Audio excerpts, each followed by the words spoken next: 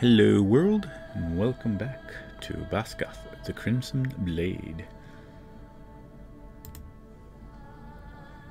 Alright, so last we left off... Where we left off last? Oh, there we are. We had left off with a battle scene.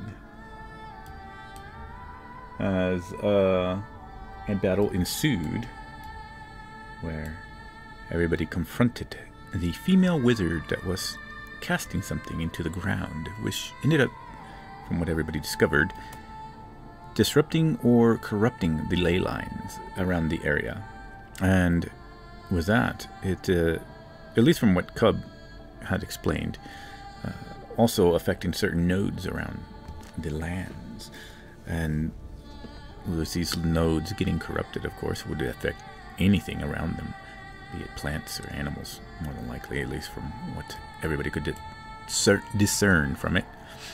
Unfortunately, as the battle ensued, and the group was able to down devils and such, the female wizard teleported away, seeming to try to escape, but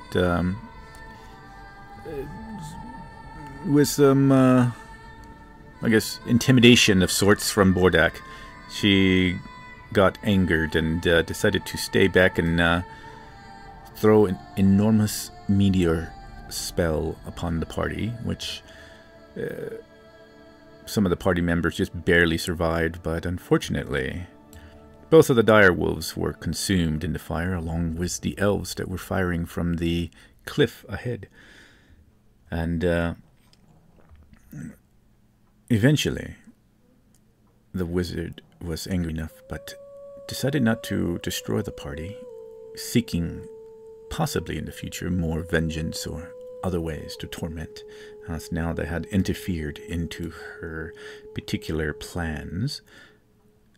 Once this was done, everybody gathered their fallen, and Cub decided to stay back and pray, which Zotia didn't appear, but another female appeared, a red-haired, young-looking girl who appeared, taking at least the awakened spirits of Lobo and Balto, and then arrived to take Aenwen, Desara, Thea, and Ellen away, as spirits floated up into the sky. And eventually, everybody finally met up back at the cart. Volsa, interestingly, was angry with Bordak at the point where she has pretty much just teleported away and keeping away from the group for the meantime. As the group returns, Grumthar, you had remained resting from the enormous pain that you had suffered, and mental exhaustion more than likely for falling into the lava. And upon them returning, you are awakened as Tarnik and Dorgath enter into the wagon, and you hear the sounds of Shiv being, well, Shiv gets hooked up to the cart this time.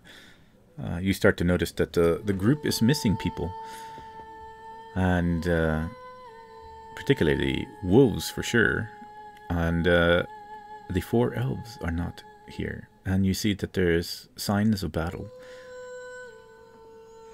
And this is what you discern as you open your eyes and wake.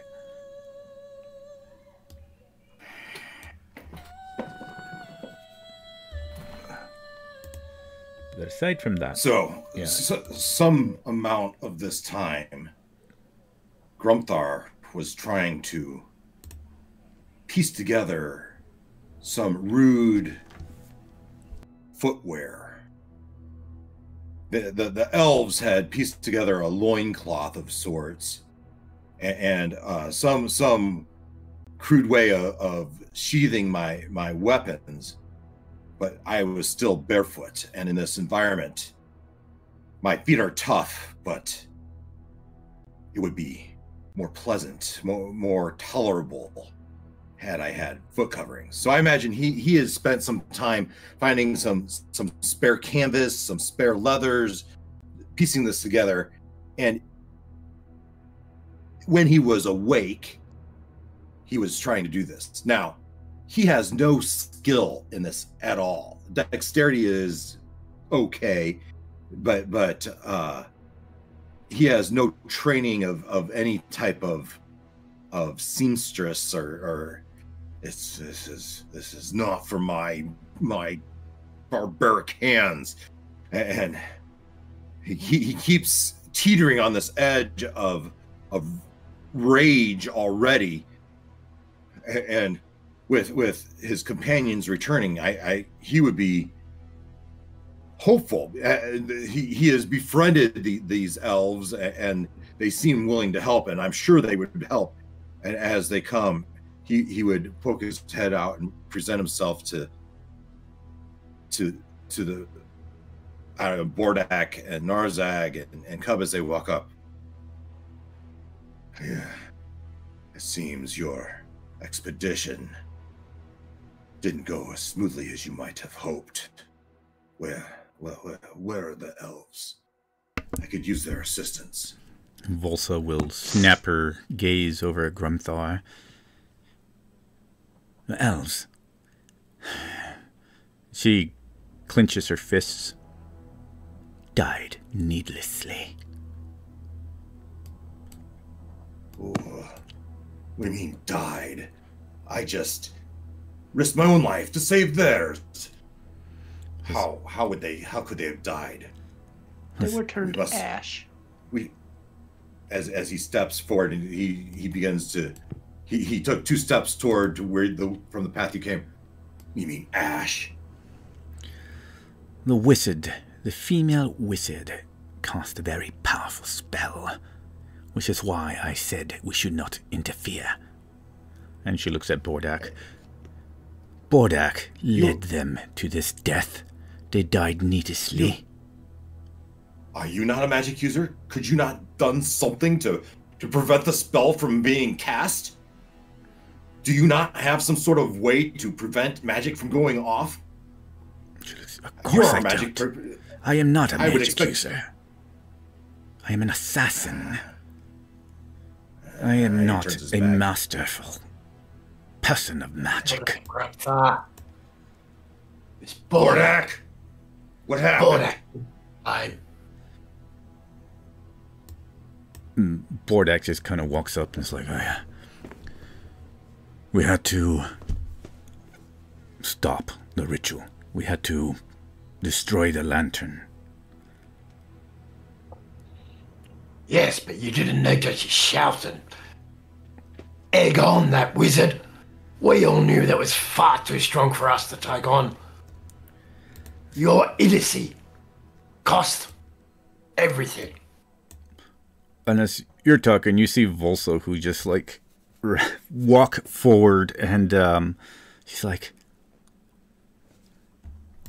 we shouldn't have had to travel with elves in the first place. We know that they're weak.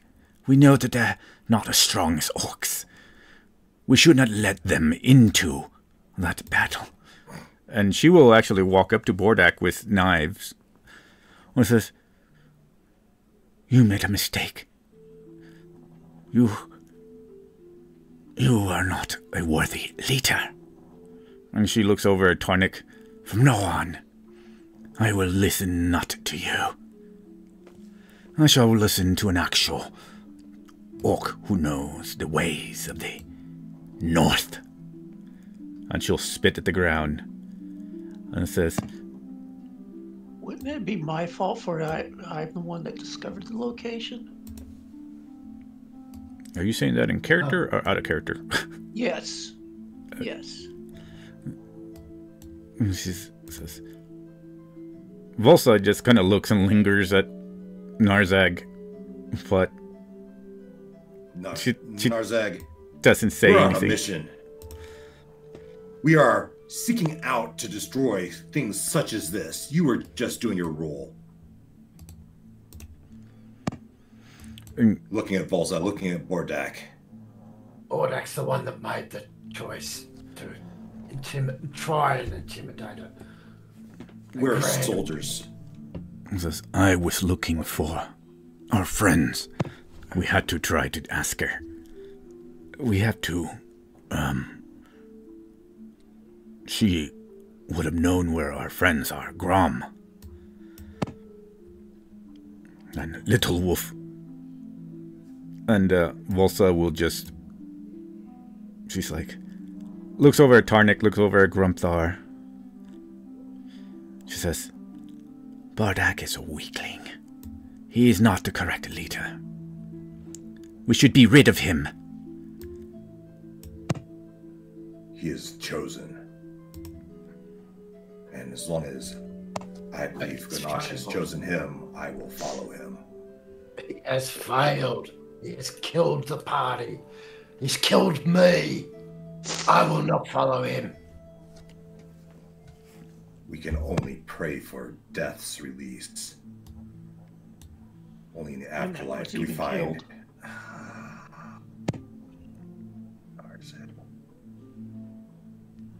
This should strengthen our resolve, not weaken it.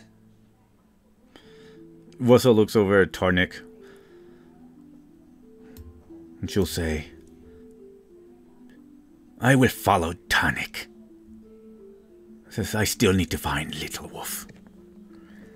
But I will only listen to Tarnik. Says I have nothing against you, Grumthar. You are a good warrior. You have not led us into danger. And I don't know about you. You're strange to me. And she looks at Narzag. And this one. She looks over at Cub for a while. It's like, annoying. We should have ended him long ago. And she says, Tarnik! Let me fight Bordak. I will fight him for you. Let him rest. I shall rest. Give us a day. And we shall meet an open battlefield. And I will fight him in your stead. So that I can show you how far I will follow you, Tarnik.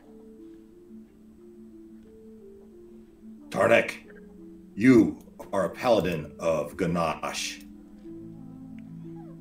I suggest we take the evening. You take the evening and pray to Ganache. And I look at Bordak. Bordak, I suggest you do the same. Quiet yourself between our God. And he looks at both of them. And then, if you're still at odds, you still feel there should be a leadership change, you either acknowledge it, or, as Volza says, let there be a challenge. And we will follow whoever wins this challenge. Bordak says, fine. Yes. Let's have a day of rest. Let's see what happens, and let's see what Tarnik? Ganache says. Tarnik, do you agree to this? Because he's finished hooking Shiv up to the wagon. He's sitting in the driver's seat. And he goes, forward, Shiv! And I start moving.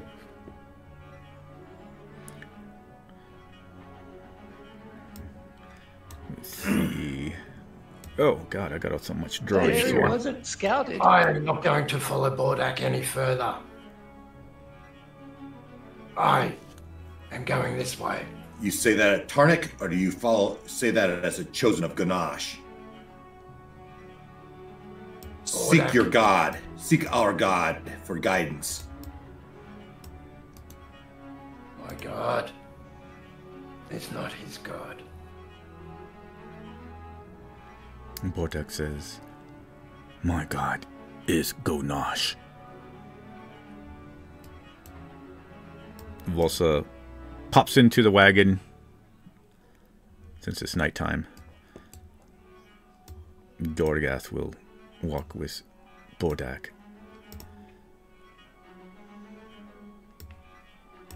Come, Volsa. Which way are we going? Volsa will walk forward and says, "We need to find Little Wolf. Yes. We should follow the path around here, but then return to the same path that the elves were following, if that's where they were thinking. But off." She cuts herself off and says, "If that's where Little Wolf could be, we must investigate." Yes. Come, Cub. Narzak. Gruntha. Let us go. Follow. Find Little Wolf. And hopefully Grom.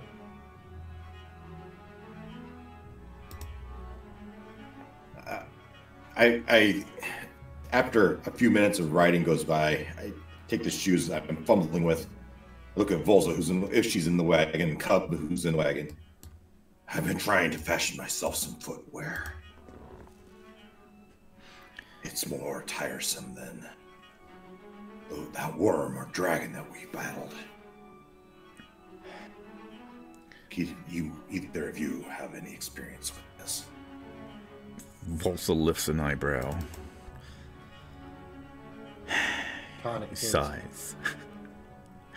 Tarnik turns to Gruntha and says, There are little working tools in the chest.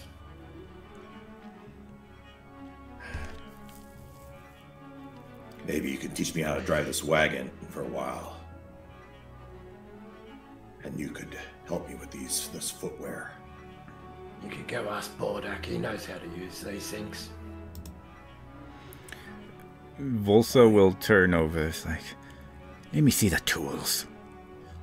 And she just snatches them, sits down, and will try to use whatever things are around as far as scraps. Try to fashion some boots. I'll look at Narzag. Next time you find us a foe, could you find us one that has my size of clothing? I lack gear, equipment, clothing.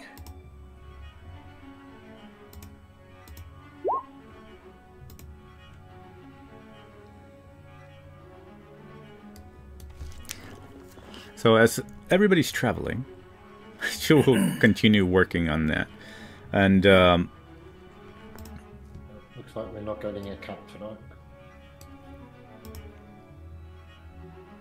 Well, I don't think he said that. He just had to help us. I don't know in what regard. Does he live with his family? I don't know. yes, he lives with his family. Yeah, so Okay, yeah. it could just mean he had to help him back, right? Once he's done, he'd be able to join us. Oh, I hear him. Hello. Oh, I see the green going, but I don't hear you. Hello, everybody. There we go. Now I hear you. You, Cub. The loss of the elves is all your fault. That's my fault. I'm just kidding. We just had a dramatic scene. Apparently, it was Bordak's. The group seems to blame him, although Grumthard wasn't there to. It's a little bit harder than the comics that I like. You know what I mean? Soft and stuff. Okay. Thank you. I'll try it. Sorry about that. Anyways, continue. Yeah, there was Basically, right? there was a dramatic scene as we're leaving now, and Tarnik is. Volsa says that she is going to follow Tarnik from now on, and has said she would fight Bordak in his stead for showing her proof that she follows Tarnik within a day or so. Tarnik and Bordak got into it, which I will say that Dave won't be joining us tonight. He's feeling sick, but so far that is what had happened, and everybody, Bordak and Well, Bordek is choosing to take the day to think and try to acknowledge and see what happens with the god, Gonash, as Grumthar has suggested. And so far, Narzag and Bordek are walking behind the wagon as Tarnik is leading the wagon forward. And Volsa is trying to make some boots for Grumthar, as Grumthar has found out about the deaths of the elves and, of course, the wolves as well, the awakened wolves. So now we are traveling, and I'm going to move this out of the way. We are traveling in the wagon and going to move forward for the rest of the night. Unless Cub has anything to say. Where is the main map? There we go. No, not really. I don't have anything to say. Why is it always making duplicates of everything? That's weird. I'm just like...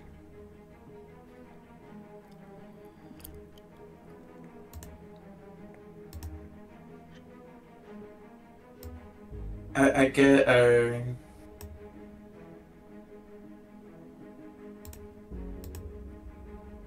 guess throughout the moment, I would say probably go to Grumthar since he's heard the news about them, and I guess when we have a moment of silence, just be like, he's like, Grumthar, if it makes you feel better, I have prayed to my goddess, and I ask for them that their souls to be at least safe and carried over to the lands.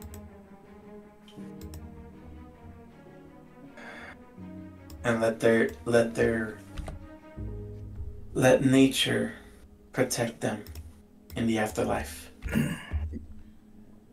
Grumthar his countenance is solemn.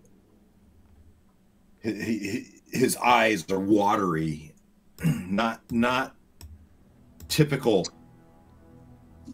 for him to show soft emotion, attachment emotion. But you, as you talk to him closely, we're probably sitting in this wagon together. He will. I've been in service to the realm, to the clan, for more than a decade. Our profession is fraught with death, sacrifice. It's good that you release their spirits. Now they can go to whatever deity it is they worship, serve. For me, I would hope that Ganache would smile on me and approve of my death. And I look at Bordak and the rest of them that were there. I hope their deity smiles on them now. As I wipe the wetness from my eye. We mourn tonight. Tomorrow, we begin our vengeance. Continue our vengeance. Grumthar, you can roll a perception check. Insight or perception, whichever. Probably perception. They both equally suck. If it makes you feel better, I'll provide aid. Yes, my 8 might become a 10. I don't know what's 8 give me. Another D4 something? I'll give you guidance. A 1d4, yeah. You know what I'll do? I'm going to use I haven't used it. I'm going to use my heroic inspiration to reroll that. No. If you don't want to use that, I mean, you don't need. I mean, yeah, if you want to, but yeah, it's not like a big thing here. But yeah. Yeah. Okay. Yeah. Okay. I'll keep it then. Heroic inspiration is a D4. Or guidance, yes. Oh, I Really, if you Yeah, can get my it.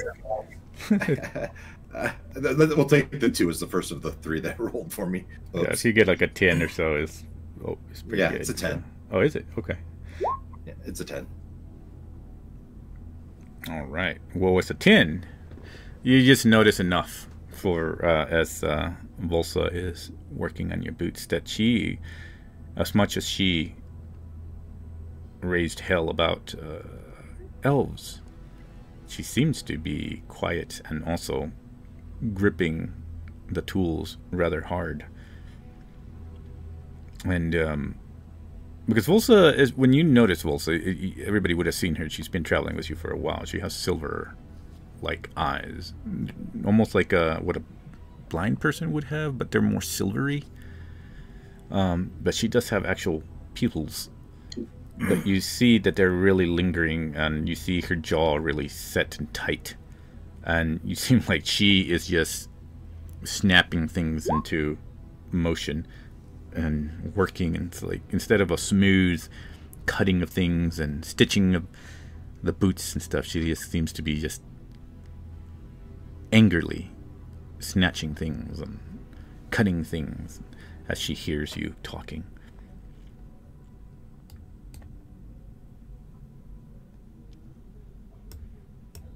And I'll look at and just say, probably not to her specifically.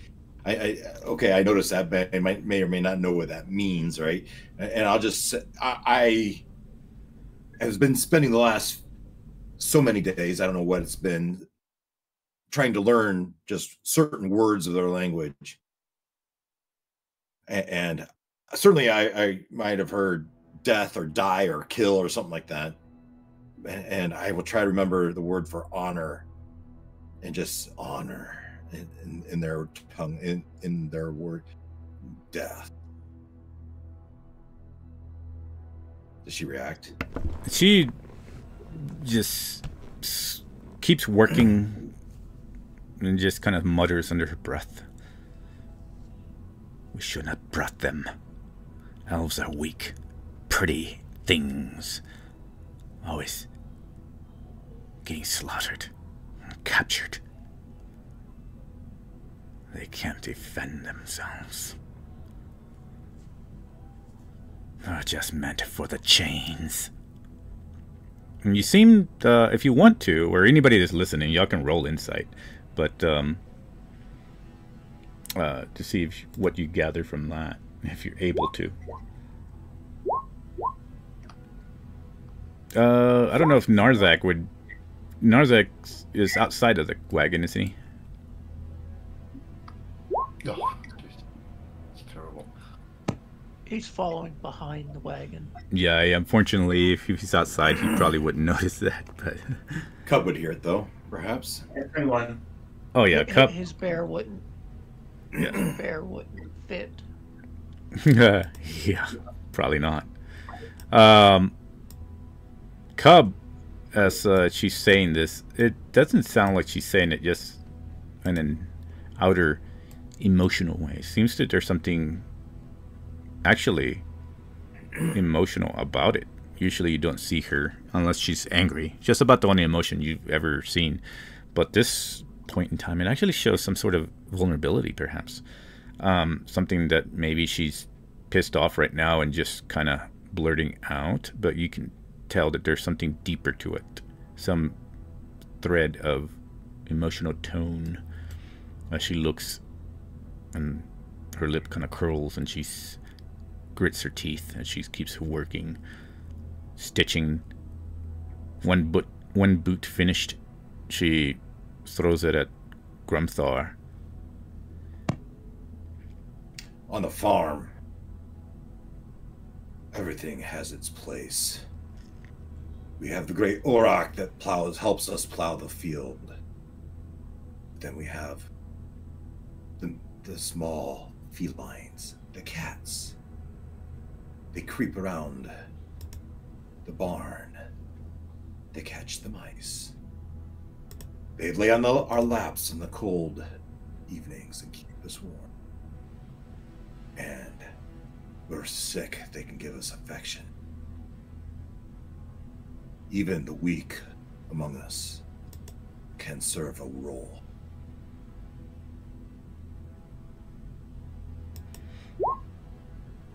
As she keeps working and grinding, listening, eventually finishing up with the second boot, which the second boot seems to be much better than the first one. She looks and throws it at and throws it at Grumthar. And then there, it's finished. And then she just kind of looks at you, kind of like shakes her head, like, I am not weak. And she just keeps repeating that as she like walks over to the front. It's like, I am not weak. And then she like teleports away in the darkness. I look to Cobus.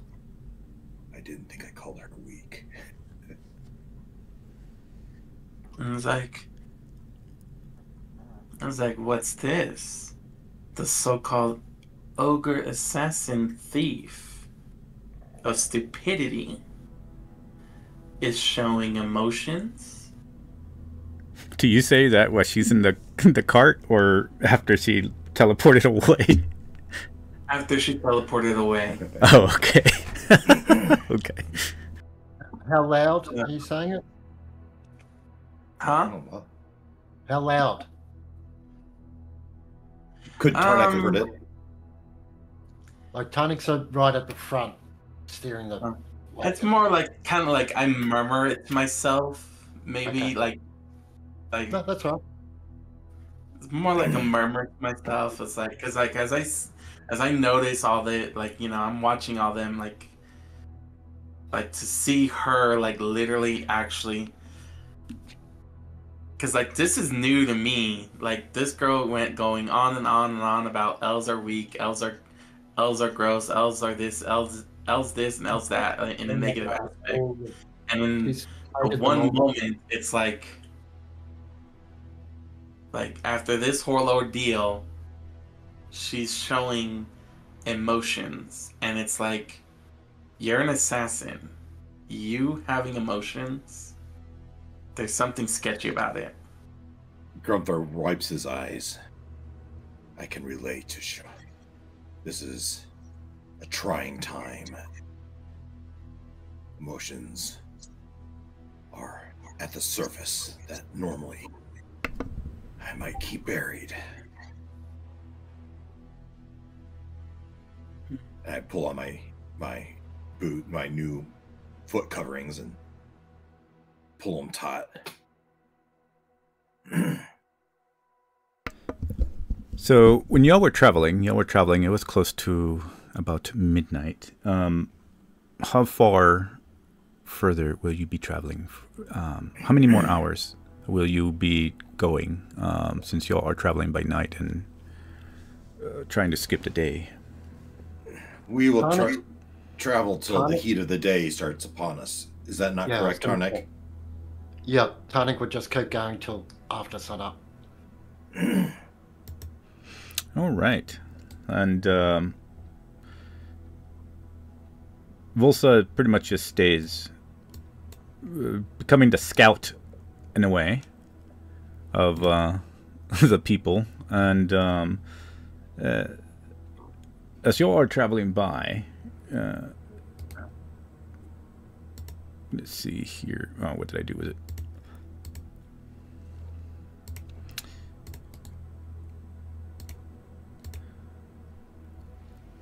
There we go. She will put her hand up as in kind of a sign to Tarnik to halt, and then she will make a sign with her hands to quiet down. Tarnik would pull Shiv up as quietly and quickly as he can. He'll turn to the wagon and just raise one finger to his lips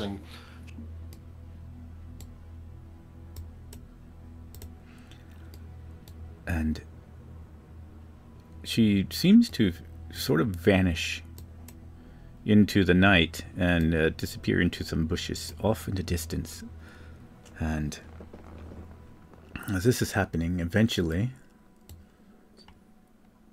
past these rocks over here where y'all are stopped, she will appear, but there seems to be somebody else with her this time.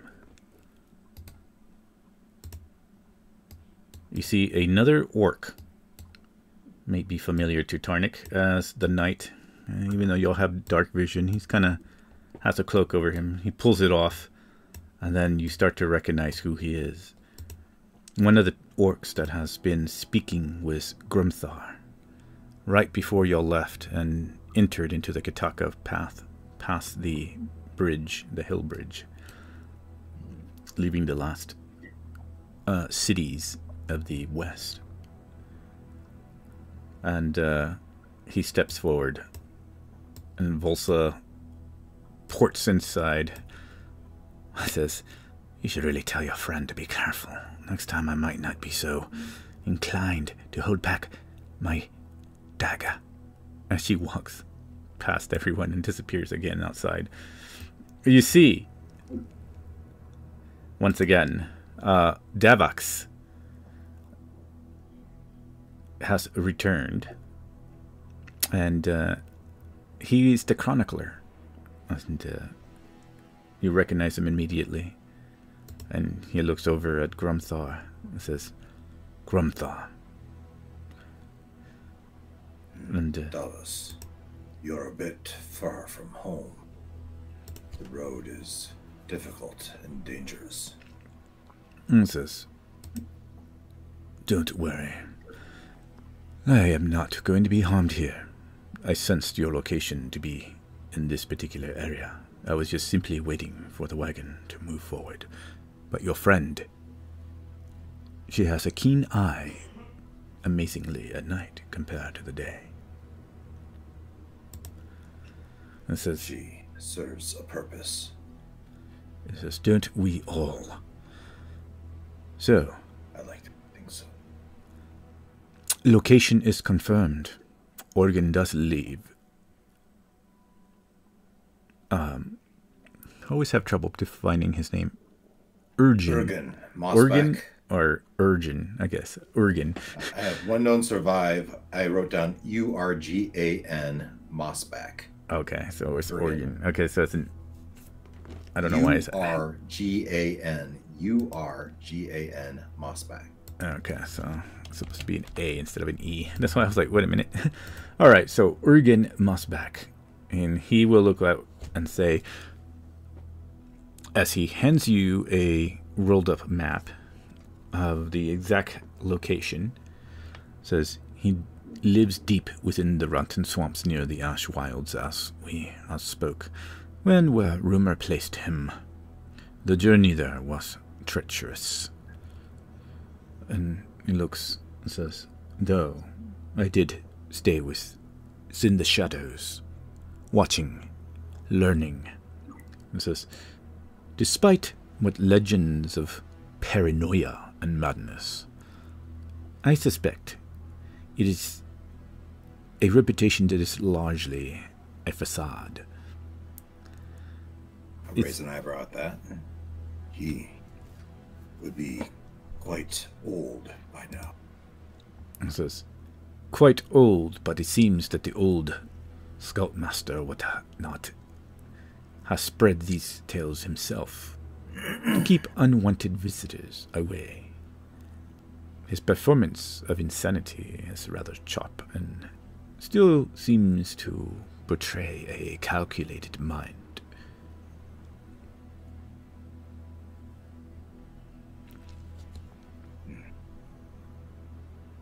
He says, I appreciate it. Now that I know where he is there anything else you would ask of me? And I look at Tarnak, I look at Bordak, and look back to him.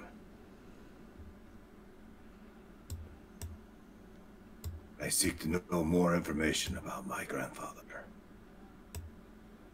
And I was hoping to learn that from Urgen. Yes. Do you wish me to proceed to talk to him?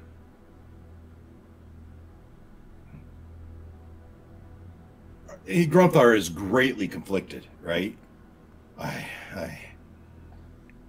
I'm on a mission from Ganache, and I don't feel it's my place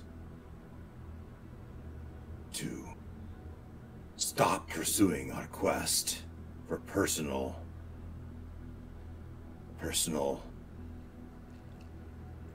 reasons this time. But yes, I would very much like to know everything from his skills, his abilities, whatever Urgen might know, should he be willing.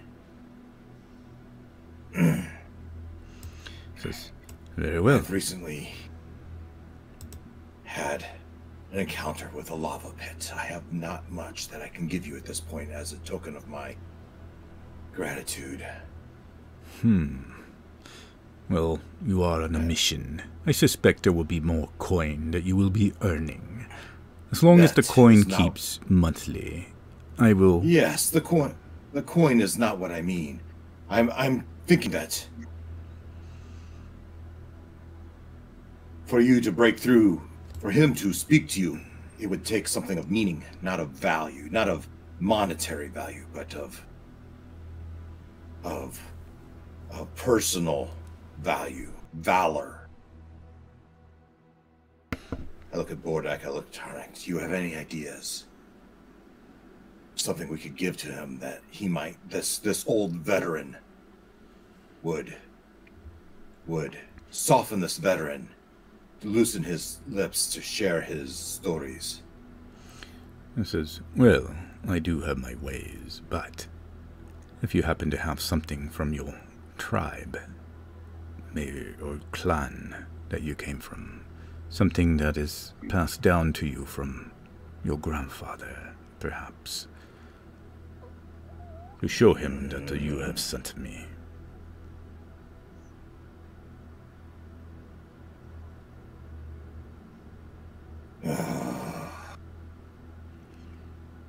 Yeah, so the temptation is he pulls out his weapons. This would be a huge sacrifice. I want to do an insight check and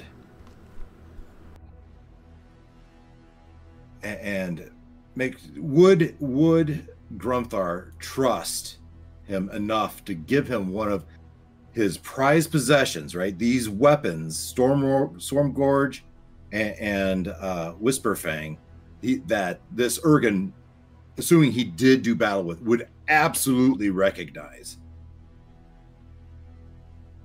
Yeah, go ahead and roll. Yeah. Oh my god. I think this is worthy of that heroic inspiration. Yes. Do you want a guidance as well? Oh, there we go. 16. 16 is much better. So I use my and you were directing that question as far as you're trying to trust Urgen, or you're trying to trust. Yeah, my as I pull forward Whisperfang, because I like the teleportation ability of the other one. I like the one that doesn't have the teleportation. That's the one I'm looking for. Yeah, so that's Whisperfang. That is my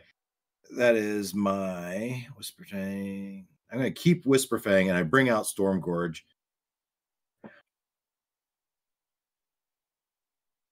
And I imagine Tarnak and Bordak, either of them might stop as they see me contemplating giving this person one of my prized weapons. As this is Stormgorge, a weapon passed to me from my grandfather. Present this to him, and he will know that you've been in touch with someone of his lineage. He wouldn't have given this to just anyone. Bordek Grunthar of the will Iron Clan. Yeah, go ahead. Bordek will stop you right there and says, "We are on a mission. Do you think that's wise?" I look at him and I say, "No, I don't. But I give it to him anyway. I have Whisperfang." And he says, "All right." And says, "We should be at the strongest we can if we're facing Anam and looking for our friends." And you see, well, Davix holds out his hand, nods, and says, "I feel that is a mighty weapon.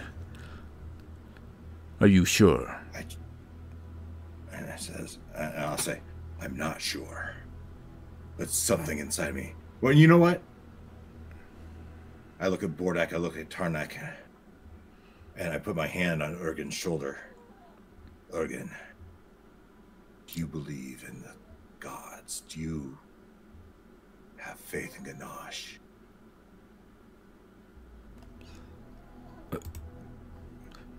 He will look and says, "I'm afraid my name is Davax, not Urgen, but yes, Yeah.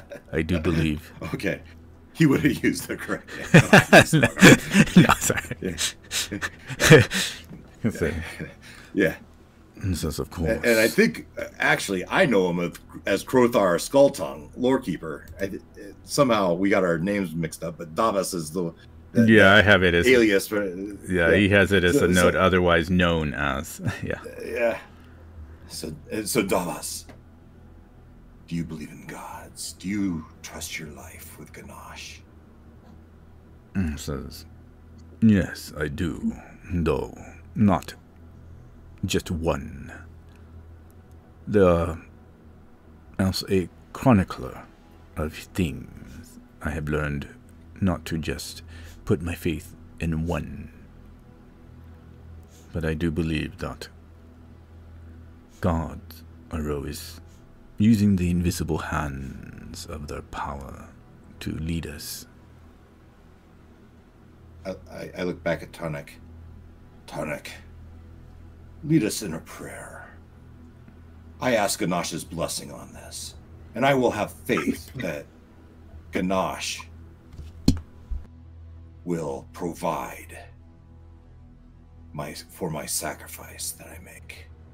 Perhaps this is a sign in and of itself that I should give this weapon to forge my own destiny to a certain degree.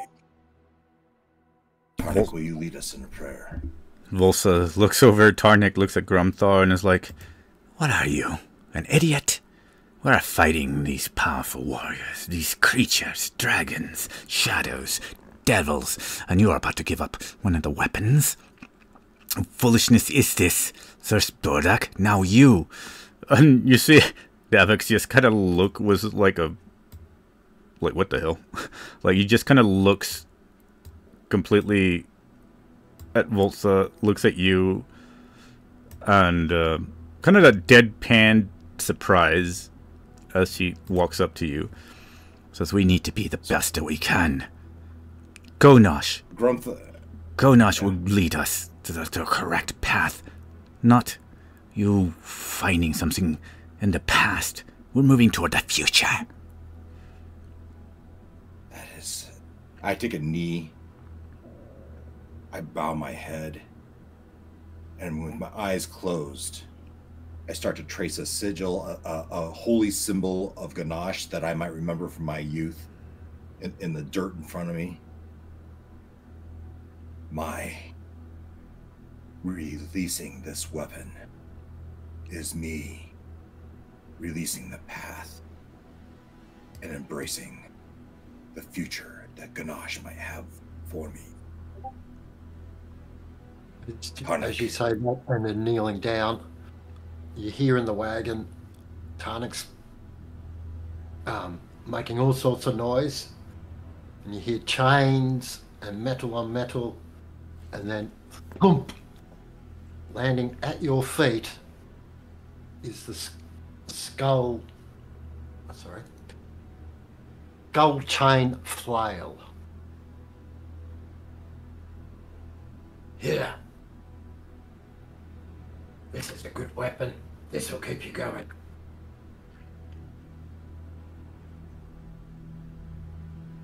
Huh? Ganache. Already This is begins. Ganache's answer.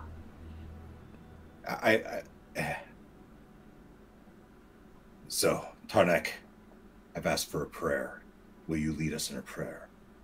I've given you a weapon. That is the only prayer you need. With a big sigh, I will lead us in a prayer. Fine. A prayer that my mother taught me. And I start to recite something a quaint, perhaps even childish prayer. And I would like to make crying. a religion check, perhaps. Yes. Go ahead and roll a religion. And you're trying to remember it, basically. So, yeah, you can do probably a DC. Let's go with a 15. Since he's not very articulate. Oh. He tries his best. Well. So, yeah. I was hoping for some divine inspiration from Ganache. Do you want But I look at the guidance? Yeah, I'll take my shot at guidance. A D4? Yeah. Is We'll that see. help? Did it roll? Roll. Yeah, still not enough. Uh, I look up, I have the flare in my hand, and I look at Volza. I'm trusting you with Whisperfang. And I Nods. I trust in Ganache, and I'm trusting in you. This flail will serve me until your return. That's very well done. I shall return quick. It'll be much faster than last, since I already know his location, and you have the map. Should I not return, look for that spot marked X. Should something happen, but I very much doubt it. Not very much. Can penetrate through my defenses. Well, fairly well, Davos. Until next time. He says, what in particular is it that you are looking and searching for? I search for any and all stories of my grandfather. I have his name in my lore, but and I'll use his proper name, of course. Specifically, the path he took to become the great barbarian he was. Any lore of how he embraced his berserker ways, such that I could be more of a vessel warrior for Ganache. And I'm almost embarrassed to say I never understood the attachment that he had to the quaint, simple turtle, the pet he kept at all times. I don't understand. It's so confusing. As this powerful berserker of a barbarian had this simple turtle. And again, I shared the image. This is in our or above the table. This is a painted turtle. This is not a powerful snapping turtle with a. This was just rare. I don't know. Maybe uncommon, but simple turtle. It's baffling to me. It's bothered me my entire since I became a barbarian. I don't understand this. This is the lore. I know it's quaint, it's silly, but it's baffling. He nods and says, I do not judge. Says, very well then, I will ask the proper questions. No, I have heard of spirits. The turtle, during wars. Possibly perhaps there is one more thing. And he looks over. Yes. I had a companion, and I've lost her. And now, the Iron Furrow clan deserves my sire, my progeny. And I look for guidance as to my path. I am hesitant to give to proliferate my line without the emotional attachment. My grandfather took such a path, and I don't know. He, in the end, was on the farm with our family, much to the resentment of my parents. So I look for guidance. Should I follow and proliferate the Iron Furrow clan name, or seek my own path?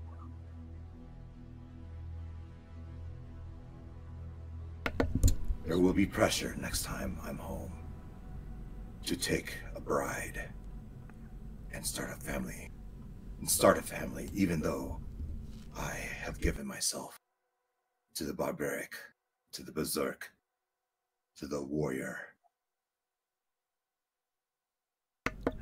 These are the questions I would have of my grandfather that perhaps this man might be able to answer. Deep questions indeed. This is very, very much deep questions. And he looks over toward Volsa and looks back to you. I suspect that one there is not of proper birth, not full-blooded. And otherwise, she seems like she would have been a perfect match with her fiery temper. But very well, I shall ask. I shall return within a week, so you shall have your blade, and do not without it for very long. Until then, I look forward to speaking with you again, Grumthar. And he'll safe travel. Walk, and you see him as he's walking. He almost wisps away into the shadows, disappearing, melding into them, and then finally just vanishes. I pick up I have Stormgorge in one hand. With a deep sigh, I look at this flail. I don't know anything about this flail, Tarnik. And I'll run if I need to. I'll catch up to Tarnik and sit with him as he drives the train. And I appreciate this and your understanding, Tarnik. Nothing worse than no answers. And with that, he gives you the reins and he walks into the back of the wagon and starts banging on metals. And he's making a horn. I've driven an axe in the field. I suppose this is not that different. Rolling animal handling. Do you have animal handling as a proficient? Huh. Oh wow, okay. Well, not that different indeed. Chiv helps along, I guess, because, you know, he's Chiv. So, there you go. Tarnik's already told Shiv to just follow Volsa. We'll be right. What is this flail? I think. Yep. In the chat there, mate. Skull Yes. Flame Flail, rare, requires attunement, brutal iron flail, ending with charred skull of an ancient warlord. It hums when swung. Right. To attack and damage. Can I find this in the items if I search for it? I have William? not put those in the items. I keep forgetting. All right, I'll copy this over and create one myself. Yeah. Yeah. I have This them in one- my notes, but yeah, I need to put them in. They're in that one. I'll repot the link to the loot. I got another D&D one I'm trying to finish before our other game. But No problem. so Volsa just leads on, moving forward until eventually y'all keep turning back to the south as she tries to guide everyone slowly. And so, as far as Narzak or Cub, will y'all do anything in particular while everybody else does their thing? Or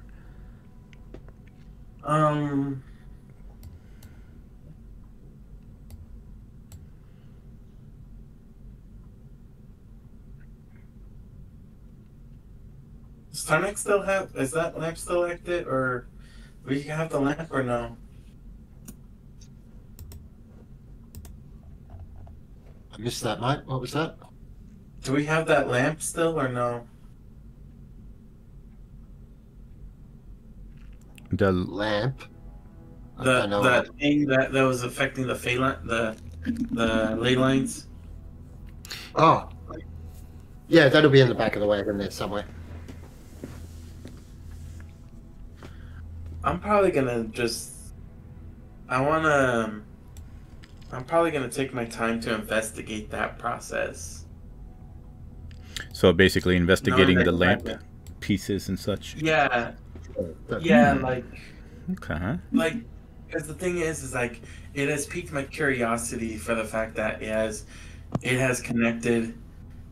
Because like since I'm a druid, or since this is like my druidic path itself, like how this one little device is affecting the lands, and I'm trying to like. It's piqued my curiosity about it. Of not like how I want to injure it or like.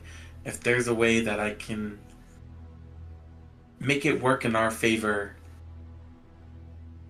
instead of harming it or so, you know? But I Okay. also want to like truly understand its full potential of its properties and see if it's worthy of whether these should stay as it is or they need to be destroyed permanently. You know? Go ahead and roll a investigation.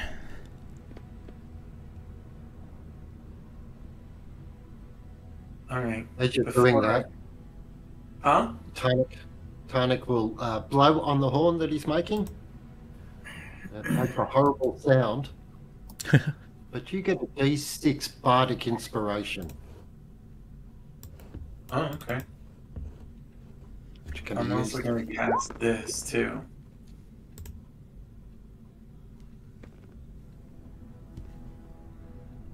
So that's going to give me advantage.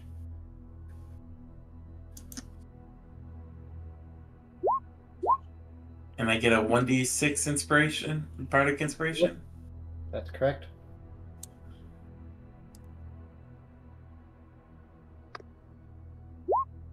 Ooh, okay, there we go. So the highest is 14 altogether.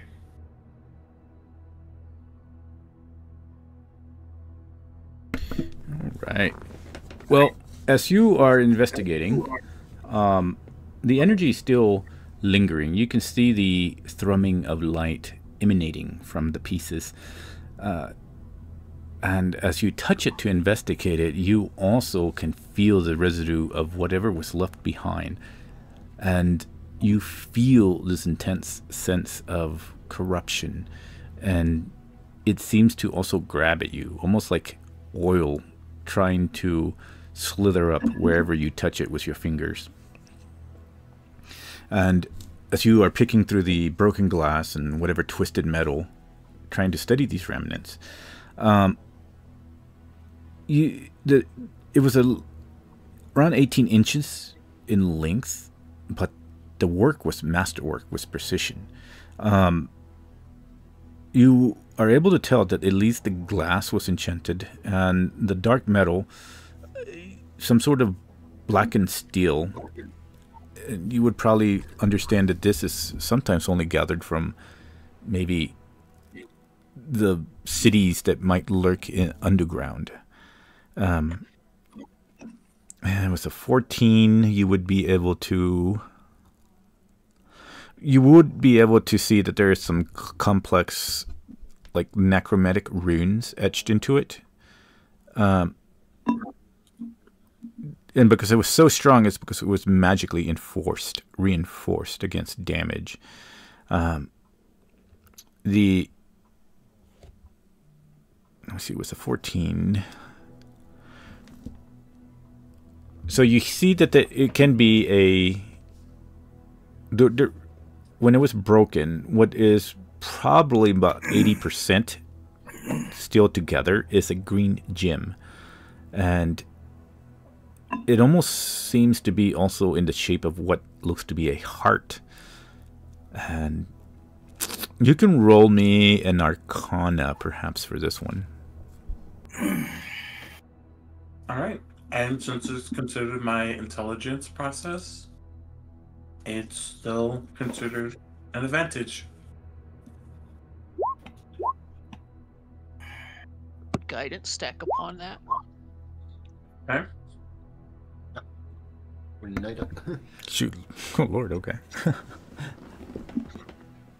Wow. Okay. Well, that's going to reveal a lot. So, with a 30, so you know it's pulsing because this thing contains some sort of compressed necromantic energy. And trying to think on what it might be, this heart seems to be the core of a phylactery. And you know about stuff that you probably studied or maybe read in passing. And since you are one who works with creating potions and stuff, this is probably where you would learn about such things. A vessel designed to anchor a soul or power source. When it was destroyed, that energy was dispersed. But that's the residual necromantic renaissance is what you're still feeling, right? The strange thing about it is, though, you've heard about these things. You probably somewhere heard about maybe powerful wizards who use such things to try to transcend into something else. But this, to you, feels different. You don't know how you're understanding it, but perhaps Zotia and sending you some sort of inspiration. It's more of a ritual phylactery, this one. It's a tool for channeling and basically anchoring some sort of necromantic power. And what you can tell as you studying it is that, what's that Arcana check? It anchors and amplifies that necromantic energy.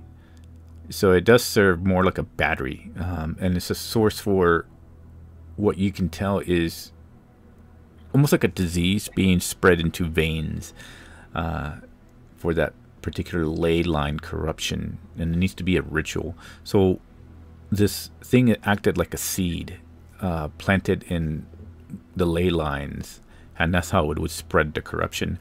And you're starting to draw from this investigation and the Arcana check that this is possibly not just from one thing. It's used as a tool, plants the power of the seed-like energy, and then it's moved on to another node where the ley lines meet, and then moved on from there. It's not probably as powerful as an actual phylactery, but this particular one could probably be replicated if you had the actual power and ingredients on how it was replicated in the first time. And that part right there is not something that you understand currently.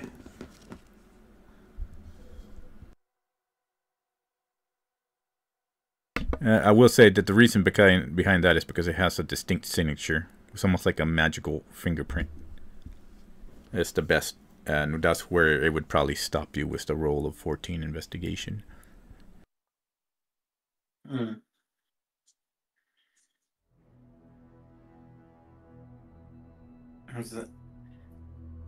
I'm just gonna be like curious. Very, very curious.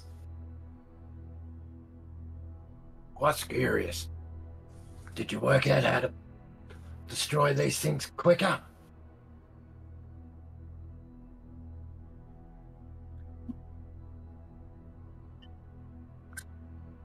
No, I haven't.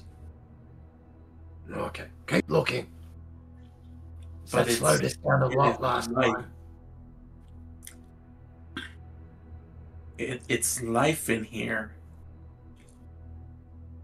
Almost magically created life. Only infused to torture and infect the lands. Well, we need to stop them. The lands are the Orc lands. We can't have it being corrupted.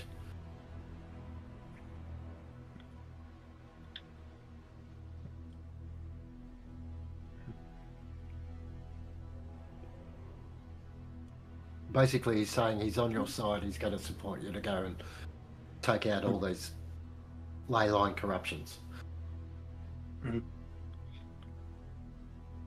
In a way, I have a potential feeling that these are magical phylacteries. They're not full invested phylacteries. They're just like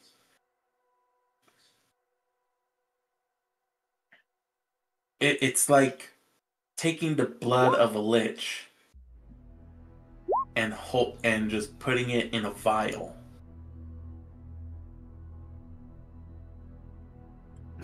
Sounds like silly magic to me. But if you can work out how to break it, how to stop it, then yeah, I'll do whatever you need. You actually in favor of protecting the lands? Of course, these are my lands. These are Orc lands. If we let the corruption in, then we'll get more of those stupid elves and humans coming across. They're the only ones that like corruption.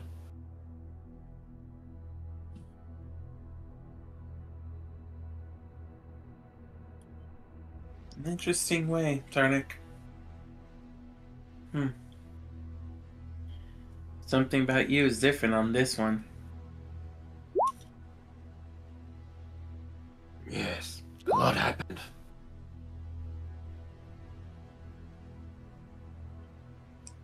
It's seeing the world differently.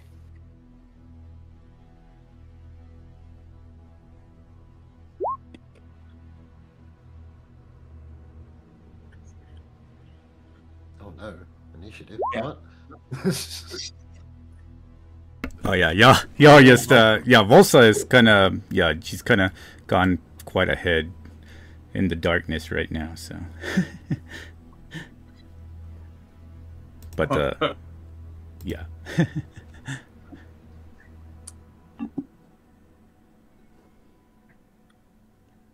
So above table, have we had a long rest since?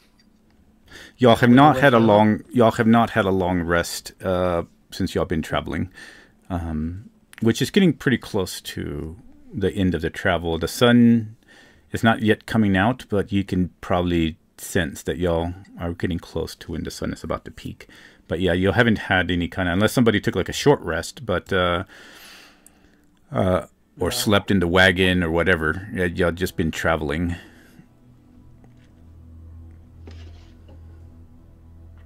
I would say that if anybody that was in the wagon, if y'all weren't doing and y'all were to take like a small rest, that would be a possibility. If somebody wanted to jump into the wagon and do that. Yeah, well, I've been resting in the wagon, but I've also been experimenting on that thing and just chiming in on here and there.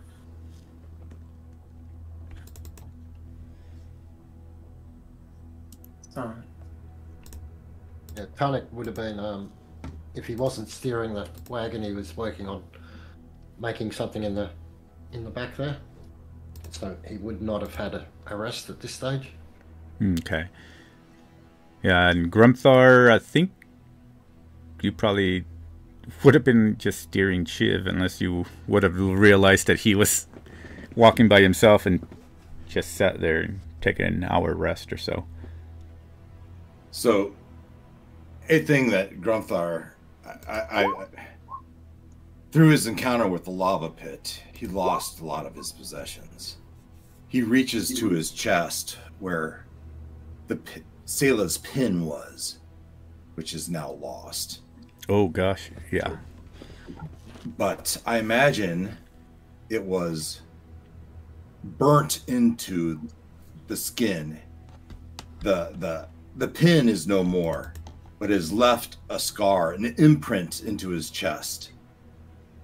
And he rubs the wound has, the physical wound has left, but now this raised, burned scar is there in its shape. I posted the clasp in Discord, so that is no longer there, but I have its shape embedded.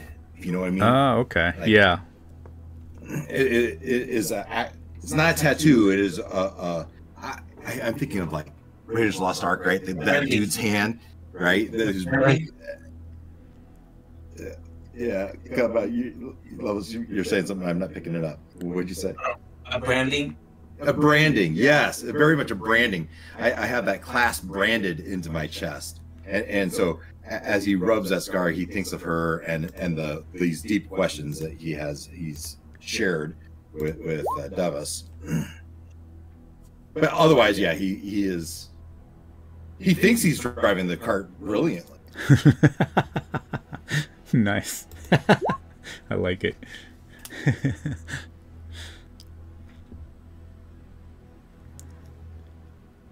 That's it. Go ahead, Grumthar, and roll me a perception.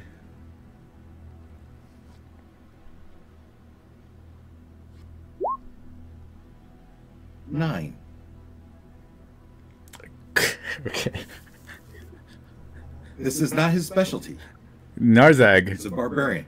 You can roll me a perception, Narzag, if you wish. Okay. Not my specialty either. Oh wait, that's perception. Persuasion. I was gonna click on persuasion. Perception 14. Okay. Interesting. Okay. Is it important? You don't know. Is it very, very... If it's very important, I will use a lucky. My last lucky. I would say that's up to you to decipher. You wouldn't know, unfortunately, if it's important or not. It's just trying to go off your perception. It's your, let's see. What's your regular, what's everybody's perception, basically, under passive perception? 15. 15? 18. Yours at 18? Jesus, okay. 11. 11. With the guidance, it's an 18. Oh, no, what's your passive perception?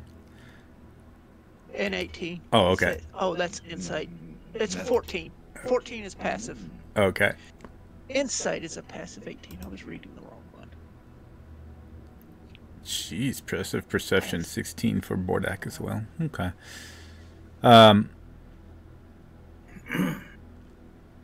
So anything as a passive above like the 16, and you got that right there, is going to see some sort of further off in the distance, kind of a fiery red light that's moving beyond rocks, and you can barely hear the resound of metal clinging somewhere, kind of like very slow, like a whisper almost.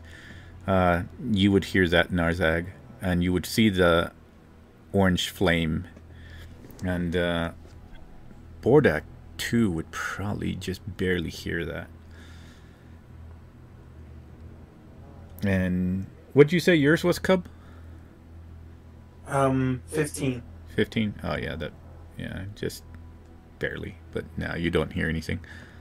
But yes, Narzak, that's what you hear. Just barely, like a cling, and then some fiery red in the front. Guys, I hear some noises. Something fiery ping up ahead. Should we slow down Jesus or scout ahead? Christ, he makes that many attacks. Okay.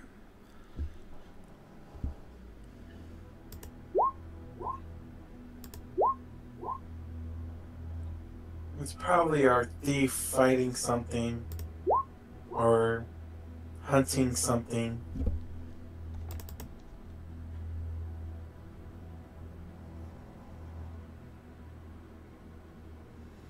Onyx says, go and get a better look.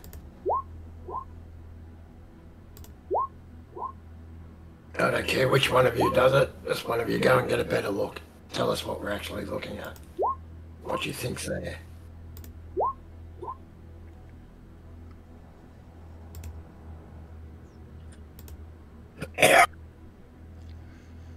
So, who's going? If anybody. I guess I'll go. I'll go, and before I do that, I'm gonna go ahead and cast invisibility. All right.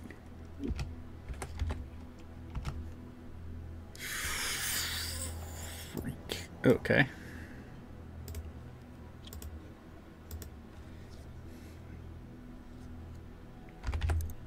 Tarnik, should I go?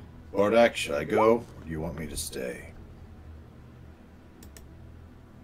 Hey, what our scout says. Isaac, you still there? If you are, go and find Volsa. All right. And Cub, you said you were invisible? Yes. All right. So Narzag and Narzag's bear is an 18. Okay. Midnight's an 18 stealth. Okay.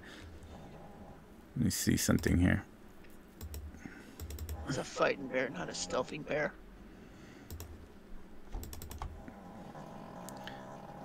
Can y'all hear my... And Can you hear this dog Midnight is snoring? No. I haven't noticed it. Midnight- but- It's so funny. Oh my god. The, You can snore so loud. Yes. Midnight is not a large creature. It's a medium-sized creature. Okay. So he'd be one square smaller, I guess. But I can't change that. Ah, that's all right. He's like a pet dog. Ah, that's all right. I'm not too worried. As long as it's just representation. Like let's see. Okay. And his stealth was So- what? 18? The bear's 18. I'm 27. Yeah, okay, nice. All right, so as y'all travel, and Cub, I guess you were invisible. Y'all traveling, y'all eventually, I'm going to move y'all about here, just so I can, as y'all traveling through rocks or whatever, let's just say. It's not up to scale of what y'all really are. Y'all travel quite far away from the wagon, but I'll just put the wagon somewhere over here so we know. But as y'all are traveling, You see Volsa, who pops in somewhere in the shadows and pops up extremely bloodied. Her gut is almost like spilling her entrails as she's like runs forward on the verge of collapsing. And she probably doesn't see y'all as y'all are stealthing as she's trying to make her way running forward. And let me see something.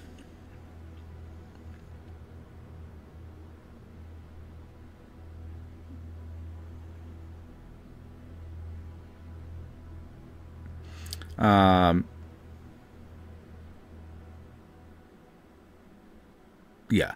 So, yeah, that's what y'all see as she is trying to head back and running back to the wagon.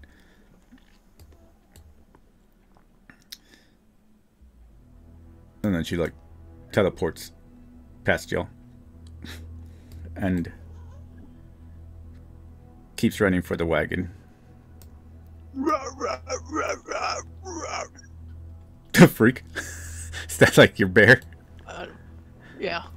Okay. My bonded bear speaks bear, but it knows every language I know. So my question is, my language is common. It is Orc sign language. So would it be able to sign language too? No, probably not. It wouldn't have the right capabilities to do that. But it will understand it. Okay, I was just wondering with that. Yeah. But anyway, yeah, she runs past y'all, depending on what y'all want to do. She probably doesn't see y'all. She's focused on getting back to the wagon. Follow back at a dash. Yeah, stand on the seat next to Tarnik with my weapons drawn, looking. So she's there twice. Can I look and see what caused that battlefield itself, Weiss? So as Narzak, you are going back. Cub, you are looking back to see. You see this guy right here. It's a large looking devil creature. Large wings, red, scaly. It's a humongous creature walking, well, large, but yeah, it's a devil, a type of fiend. You can roll, I don't know if you could probably roll a religion or arcana.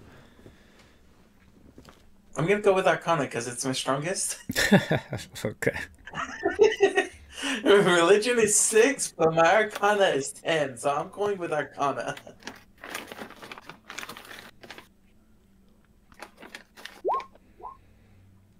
Okay. You would understand this thing to be a pit fiend, one of the strongest devils in the Nine Hells, aside from archdevils and such. The devils that rule the lands in the Nine Hells, supposedly, since you've never been there. Maybe Grom had been there, but you immediately see this thing. And you probably would be also careful because these things have types of sight that can see possibly even invisible creatures. Oh, crap. So yeah, I'm just gonna go ahead and make a run for it. As Volsa ports, and by this time Volsa is going to port next to get to the wagon. She's going to be holding her entrails in and like trying to signal. And by this time she's like, "We're under attack! We're under attack! Prepare yourselves!"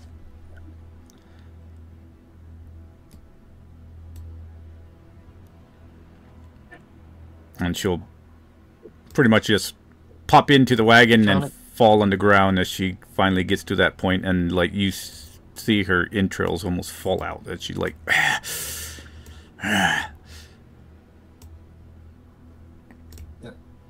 Tarnik would look at her as she's there and say, Right, you're looking in bad shape there. just Maybe you need some heal.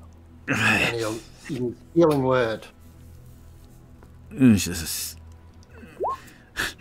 just kind of looks up, like, no fucking shit. Yes, I need a fucking heal.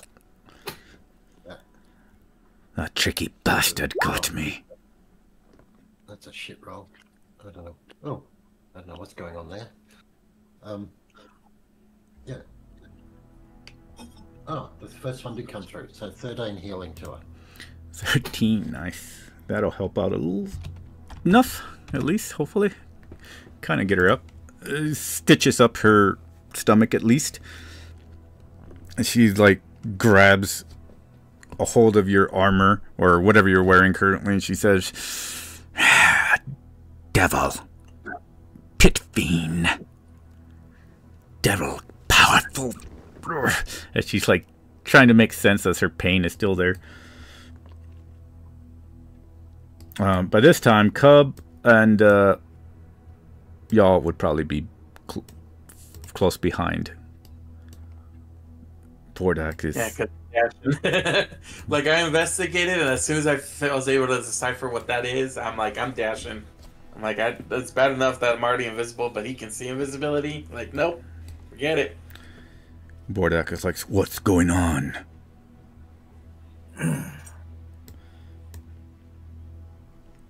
As he sees Narzak and Cub, or I guess not Cub, but Narzak at least.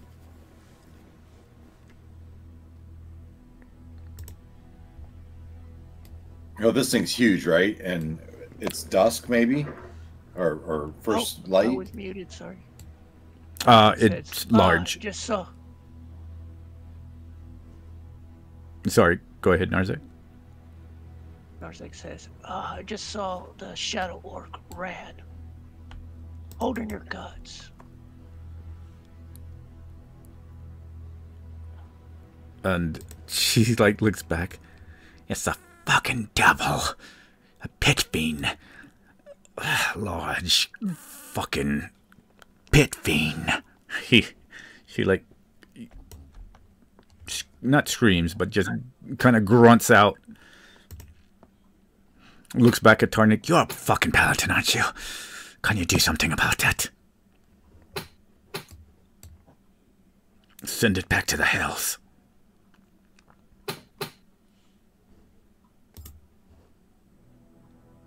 We saw how that went last time we took on something like this. Can try to work together and not stand alone. Everyone works as one. She looks... Are you here? I was like, I guess by then I should already arrive. Yeah, by that time you arrived if you were running. That creature is just walking forward. So you leave him way behind. So, Because you're still and then I'll invisible. show up, I was showing up and I was like, I'll just dispel the invisibility. And I was like, there's a huge giant pit fiend. Yeah, we know. Jesus. Is that all there is? I look at Vorsa and I was like, Jesus, you are... Jesus, I don't know if you are just the bravest or you are the most stupidest ogre girl ever to even think of taking on that thing by yourself. You call one more person stupid, I will end you. Says, Enough with the insults. Volsa just looks angrily, head down at Cub, and is like, I didn't take it by myself. It fucking appeared out of nowhere. I'm not stupid enough to fight that thing. I barely got any attacks in before I ran. Grumthar moves out of fireball formation Yes. behind this rock. That is good. Volsa, Positions himself in this tree, this giant bush, and goes for a stealth. Waiting for I an go, ambush. okay then, I take back what I said of you being stupid. If it surprised you, I will say, I'll take half of it back. The fact that you still managed to let it surprise. she just keeps walking past him, just like completely unconcerned by this time. And so like, fucking non-orc fuckers, and vanishes into this tree. And by this time, y'all do see it right about here. So he's walking. I'm gonna go it's like, hold on, let me see if this will help. I'm gonna go ahead and cast the Veil of Darkness to hide us. Veil of Darkness. Go ahead and put it under ATT. My let's see. Not the Veil of Darkness, but it's, you know which one. The Oh, okay. The one that you do for camping? Yep. That one. Okay, let's see. Let's see.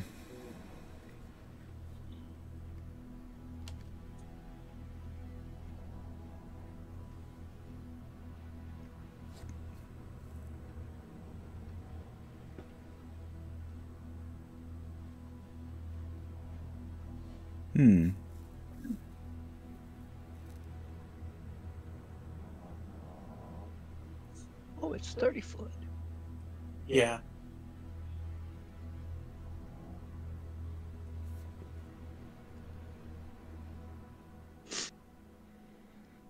So you'll gain the bonus to dexterity, but let me see. Yep. We gain bonuses to our perception checks and our stealth checks. Cool. Let's see.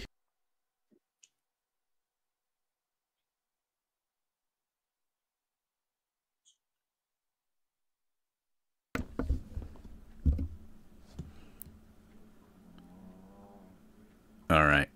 I had to check something to see what it can hide. Y'all do have checks, so you get y'all's bonuses. So, all right. Y'all do see this creature coming up in the ahead. What is everybody doing currently before we do anything? If y'all are gonna try to actually do something. So after I cast that, the very first thing I'm gonna go ahead and do is with Volsa.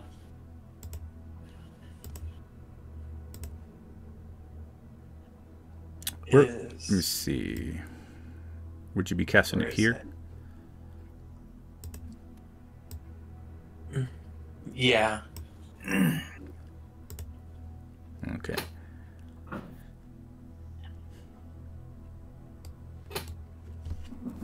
Then I'll go, or I will also go ahead and do the Cure wounds. Oh, you're doing that on Volsa? at 5th level. Oh, okay.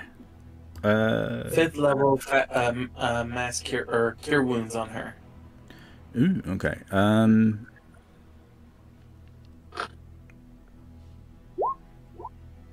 Let's see here. I guess we would say that if she was walking past, she was going to start walking away from you. I guess if you touch her, then she would have gotten it then, because she was just walking away. So 57. No, I'm gonna at least, I'm gonna, like, before she even attempts it, it's like, I'm gonna just hold, I'll like grab her, it's like, hold on, don't you dare leave yet, I'm not done. And I'll go ahead and I'll cast my cure wounds on her. Alright. So I guess with the cure wounds, yeah. With the cure wounds, she will, like, not go crazy. She'll just, like, and then, alright. That'll heal up her stomach quite a bit more. Alright. So you do that, and then she will vanish into the tree over here. Like I said, I'm only taking it half back that she's not that stupid. I'm only saying that the only thing I'm claiming that she is stupid is that she let a pit fiend sneak attack her. Is that what you're telling her? Oh no, I know I said that before. Or okay. All right. While we were discussing, I was like, because she said that she didn't mean to get attacked, or she didn't mean to attack them, or so. Cool. And that it snuck up on her. So I'm going with, it's like, okay, then I take back about the fact that you're half stupid of being you taking it on, or I'm taking back half of the stupidity by the fact that you let a demon sneak up on you and take damage on you. All right. And you being a rogue and full of being an assassin. So as far as Grumthar, you're gonna go over here. And Yeah. So but I don't know how this Hearth of Moonlight manifests. I probably can't see in it, right, from this position. It's like, No. And you'll just basically see how the whole, or basically the cart and everything just magically disappear out of thin air. Yeah, so his number one goal was to have some cover by the stone from this guy if there was some sort of ranged attack. I don't know, to say I was stealth might be an exaggeration. As I'm watching it with my weapons ready, just to see if I need to attack. So that's where I'm at. Okay. So the Hearth actually, from what I'm reading, provides only a bonus to stealth checks, which relies on standard hiding mechanics. So it, you still have to actually conceal yourself or cover yourself while you're within it, but you get that bonus. That's what it does. So it doesn't create an actual magical condition that hides within it. So stealth mechanics. So yeah, it's giving you bonus to stealth, which gives it a little bit more power. So all this time, I think we've been using it wrong. I think so you still have to actually use the mechanics of, that's why it says that. It's from what I'm reading right now. It's kind of hard. It creates the barrier that's invisible within a 30-foot radius sphere, but the barrier itself is invisible. The only thing that it prevents is light from the inside, like a campfire. So you can have a campfire, and that's what it prevents, but it doesn't prevent people from actually looking past the barrier. That's why the dexterity's there. Huh, okay. Well, now we know. But anyway, all right. So yeah, the rock would actually help against any kind of sight stuff because it's an actual barrier that you're using. So, While stealthing, I would have cast this at 3rd level because it's only spell slot half, but it will make my bow a +2 weapon. Okay. So I can radio attack. All right, and you're gonna hide behind this bush here. Yep.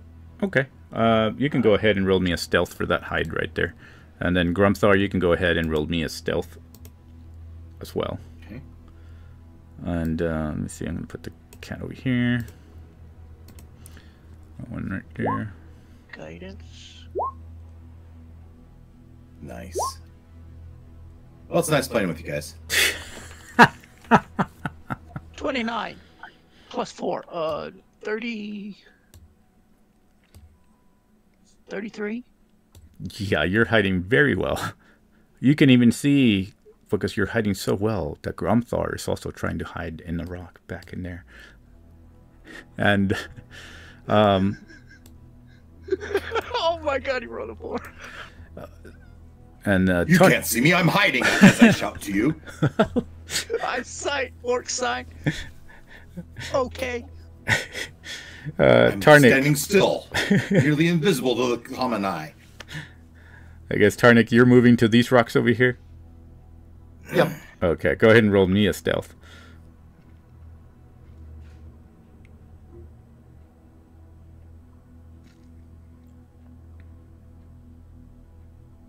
See, my bear is a 21. 8. And what was that thing? A 5, was it? Yeah.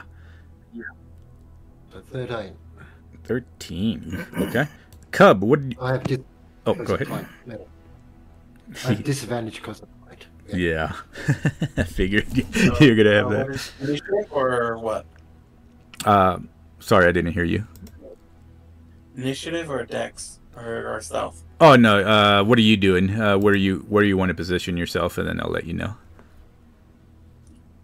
I'm gonna go behind here. Nice. Yeah, you can roll stealth with advantage on that one. It's a big wagon right there. Okay.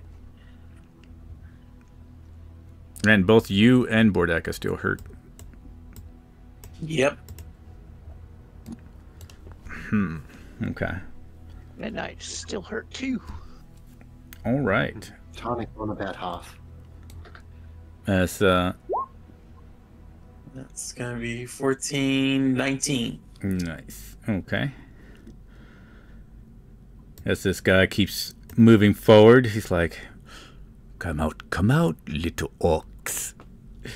I have a message from your friend who is angry. I want your souls. She's promised me some fun. You disrupted our ritual. So, for that, I require a soul. Who wants to volunteer? As he steps forward, looking toward where Grumthor is. How about you over there? You look tasty enough. You've taken enough souls for one evening. I would suggest you move on. I need more souls for my coins. You know, I'm planning to buy me a nice Hellfire engine, and you look like a very strong soul. And he licks his lips. I can already taste meat from your bones. So come on. How about you just make it easy? Come on out here. I'm just standing behind a rock. Apparently, once I know he sees me. Tell me, devil, what master do you serve? He looks like you, master. And he looks and says, I serve no master here. This is the prime material. I have those to serve me. So, you do no thing's bidding, then? Says, no. Tell me, which master do you serve, little orc? I am the chosen of Ganache. A chosen of Ganache? Oh, well, that sounds interesting. Sounds like something that would be important. What is a chosen of Ganache doing here? I imagine we're killing fiends such as you, devil.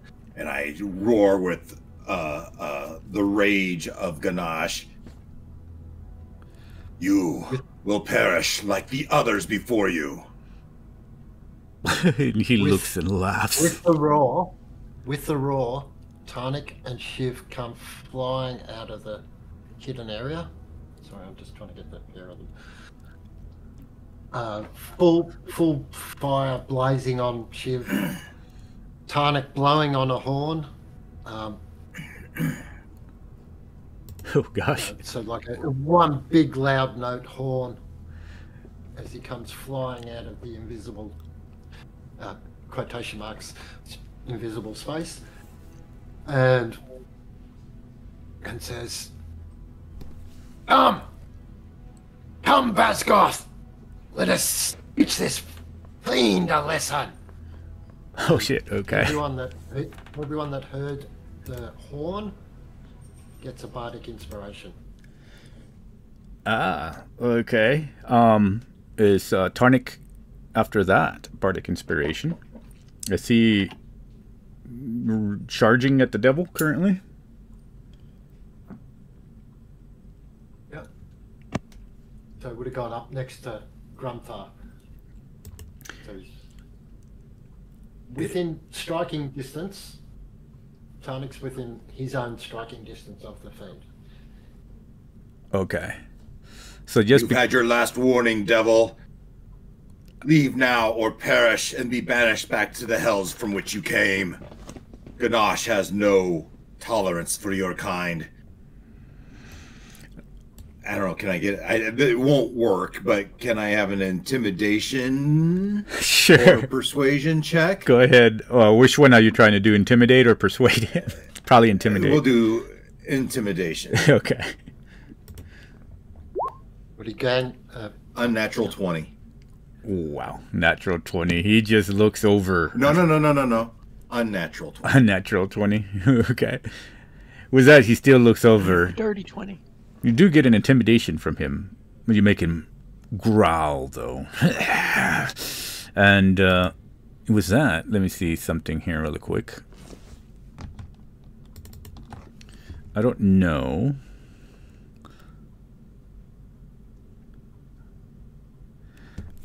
You will sense a...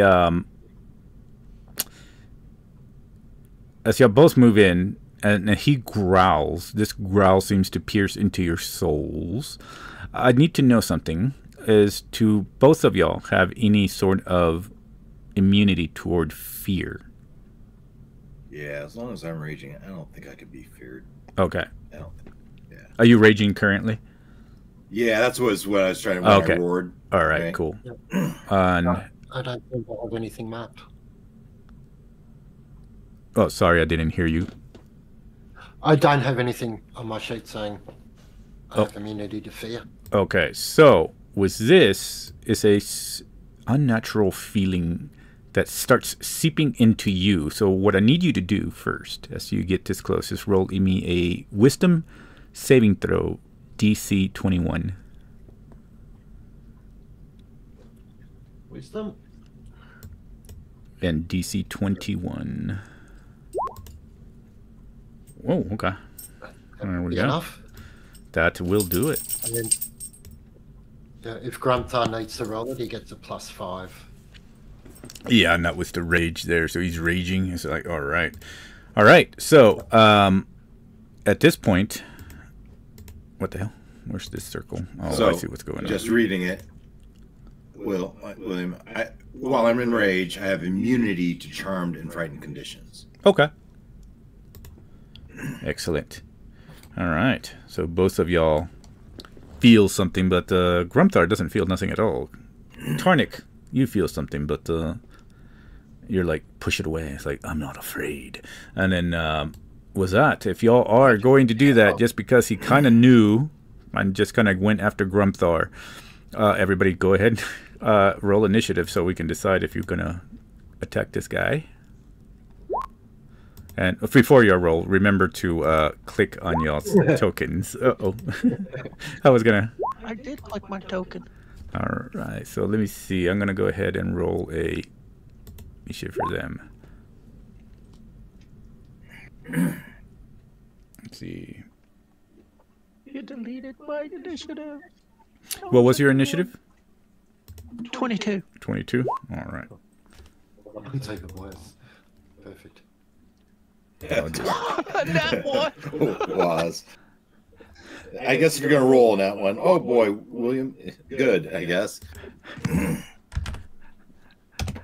we go. Add 21 there. Cub, you got a 20. 15. Oh, I need to roll for Bordak.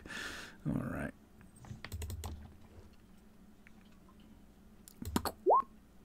There we go. And then Miss Vulsa. Miss Vulsa. Okay. I think I got everybody right. Yeah. Oh, all right. Let's see what happens here. Let's put that on the regular 21, 15. Why isn't it over? There we go. Well. All right. Volsa is the one that you will go first. So I'm assuming as she sees you guys coming in close, your intentions are to attack this creature. To end it. Yes. All right. With that, she will go ahead and rush forward to protect Tarnik. All right, let's see here. So first, she needs to get all the way to there. Wonder why this doesn't do the image here. That's weird. Let's queue it up. Okay. So she's gonna go there, and then she's going to. How far can she go from there?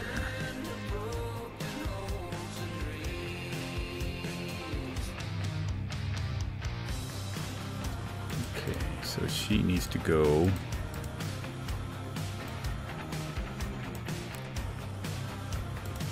Dang it. Okay, she can do it. She runs here, teleports here, and then she will proceed to attack. Luckily, that means that he hasn't taken his turn yet. So she will go ahead and...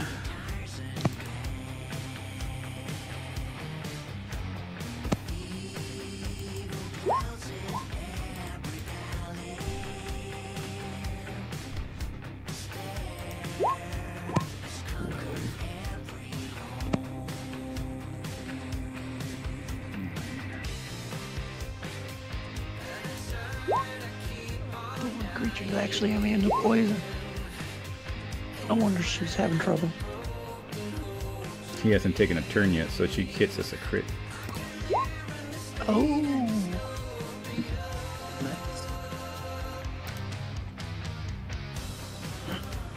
Yeah, she's stronger at nighttime, that's why. During the day she sucks, but during nighttime she does alright. Oh, that's poison. Okay, so never mind, can't do that one, but I can do this. Sorry guys, I gotta do a little bit of math real quick. So, okay. Yeah, that slashing damage technically does damage.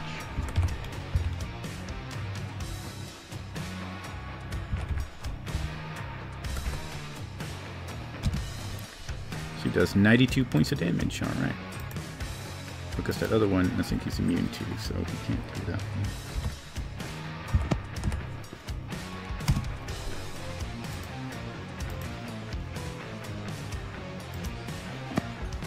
The dagger screams insults that hurts its mind.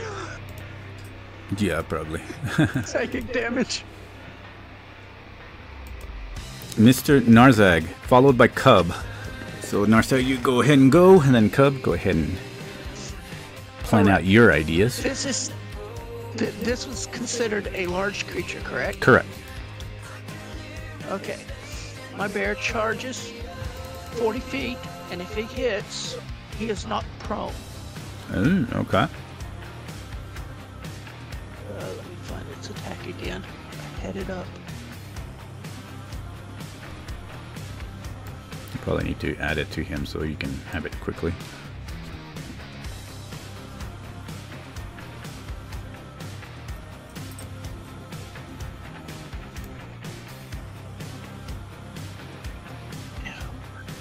Okay.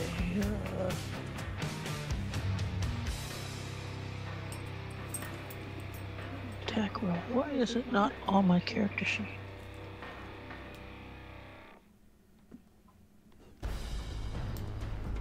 Oh, there it is.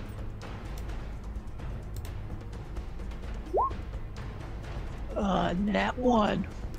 Your bear trips as he's running that way and kind of fumbles and rolls on the rock. But right here, bam! Lifting some dust into the air. Charge. The one special attack. Alright, what else do you got, sir? Alright. I will unleash my fury. I would like to put a hunter's mark on Alright, Hunter's Mark. as my favorite enemy. That charge. Okay. And then attack it twice. Alright. With a +2 longbow weapon. Does 28 hit? 28 does hit.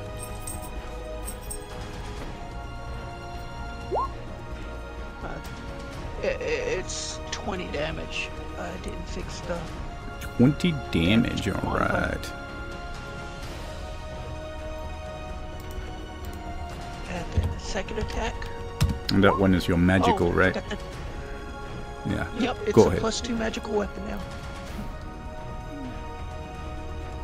19, 34. Does a 34 hit? Yes. I would hope so. 16. 16. Alright. And now let's do the Hunter's Mark damage, 2.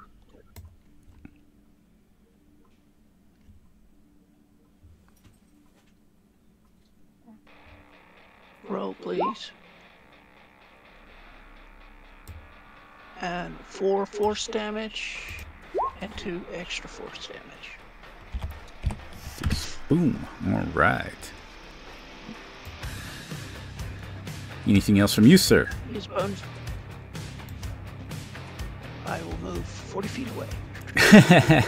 Push. Alright. Well then, in that case, we'll go to Cub, followed by Grumthar.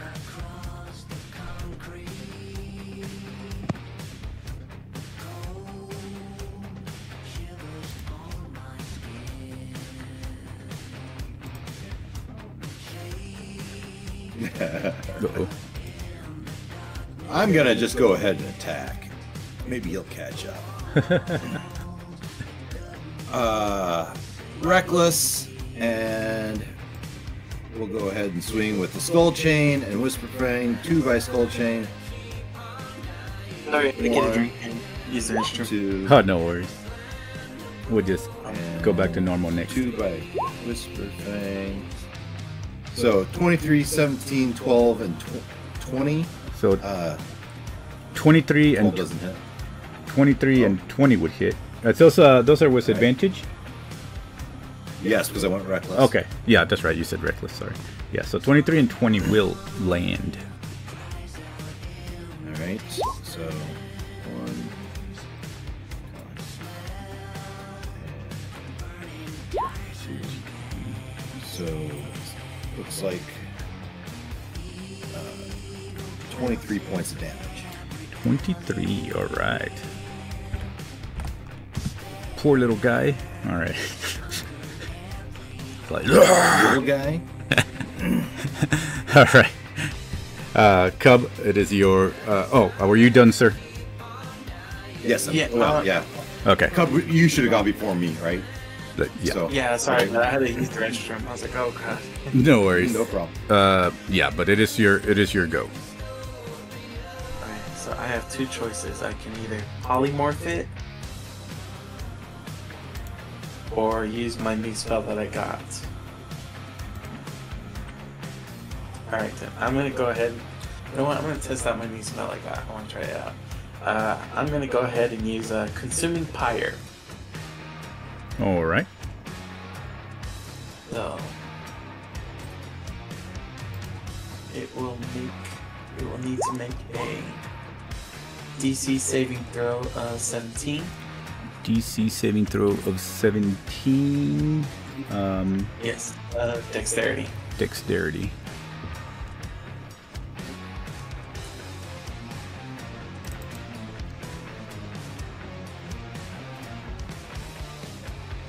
Why doesn't it let me do the... Oh well, I'll just roll it twice.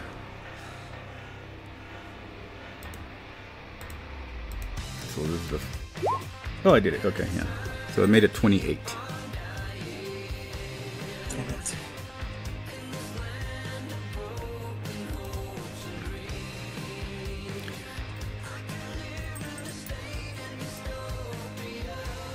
Alright.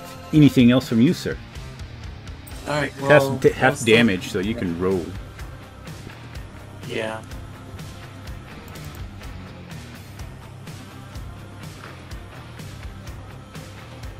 So 7 damage. 7 damage. Alright. And it is radiant damage. Let's see. Radiance. Okay. Yeah. Okay, cool. Not necrotic. I don't know why it's saying necrotic. It's radiant. So I can choose whether to be radiant or necrotic. All right. Anything else from you? That is pretty. Yeah. Yeah, that's pretty much about it. I'm just gonna All right. move back over here. Move back behind the cart. Okay. So you move behind the cart. Now we'll go to the Pit Fiend himself. The Pit Fiend will... Let's see. I don't know who Will is, but okay. And the fire is lingering around him. Alright, let me see. So while the flame lingers, creature takes the damage again at the start of each of its turn. The target or another creature within the reach or target can take an action and allow the target to repeat the saving throw or ending the spell with a success. So the flame lingers, so he has to do it. So on the start of his turn, he has to also take damage. Okay. Another 17. So he needs to make throw. another successful to end it. Okay. Alright. So he's going to go ahead and... What does he want to do? He looks at Mr.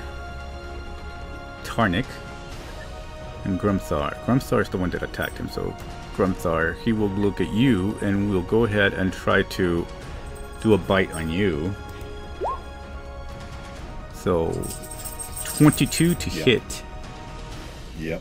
So if that hits, it's going to do a 30 piercing, and then roll me a DC 21 Constitution saving throw. 30, you can do whatever you do for your resistance. 23. 23. So you are not poisoned. You are doing good, but you take the 30 piercing. 30 piercing. Okay. But if you're, I don't know if you're raging, if you half that or not. So it's 30. Piercing? Yeah. Yes. Yeah, I would. Yeah. So with the other one, now we'll go ahead and do a claw of 27. I assume hits for 21 slashing. Okay. Is that to me again? Yeah.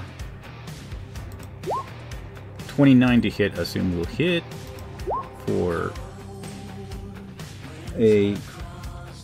What is that doing? Oh, I see what it's doing. So 12, so it's going to be the first two. So it's 12 plus 20. So you're going to take 12 bludgeoning and then 20 fire. Okay. Okay. Alright, and then 31, I assume, hits. 31 bludgeoning. 31 bludgeoning? Okay. Yes. And then...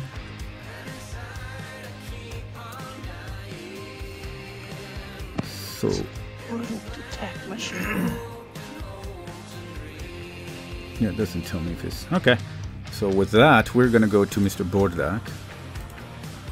Which will be interesting. Yeah, I do get... I have a new feature. Oh, okay. It's a reaction. I'm going to use my reaction to do one attack. Now, when I take that attack, do I swing twice? Right? When I normally take an attack, I would swing twice. Do I get to with the reaction attack? Oh, the reaction attack still only goes to the mechanics of one. So, one swing. That's Yeah. fine. Ooh, 26 to that hit. will land and slice across them. That's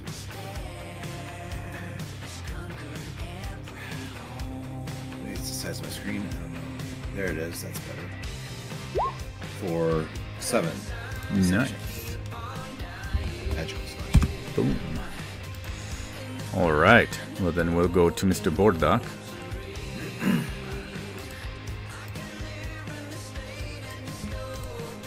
I think he will go ahead and, yeah. 5, 10, 15, 20, 25, 30. And then 5, 10, 15, 20, 25, 30. He can make it just enough. Okay, so now he's going to go ahead and do his...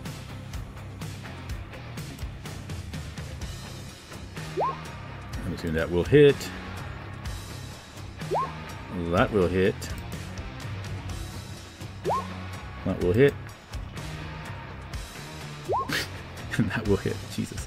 Okay. Poor little guy. So it's 15. Okay, so that's what?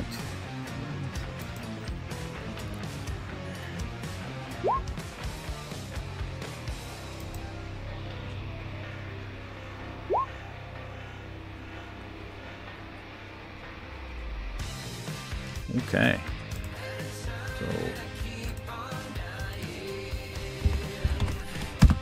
the Shosin of Gonash are chosen for a reason. Tarnik, followed by Volsa.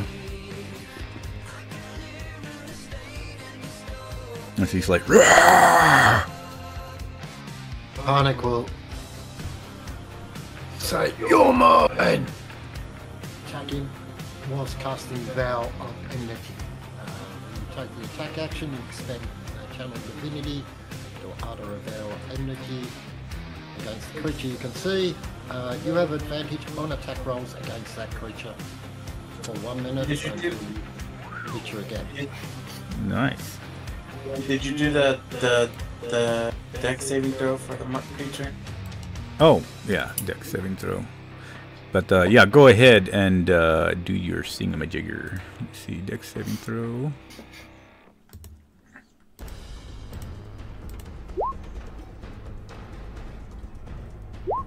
So that would hit. And then go ahead and roll a flame damage for Cub, whatever that was. But yeah, you hit.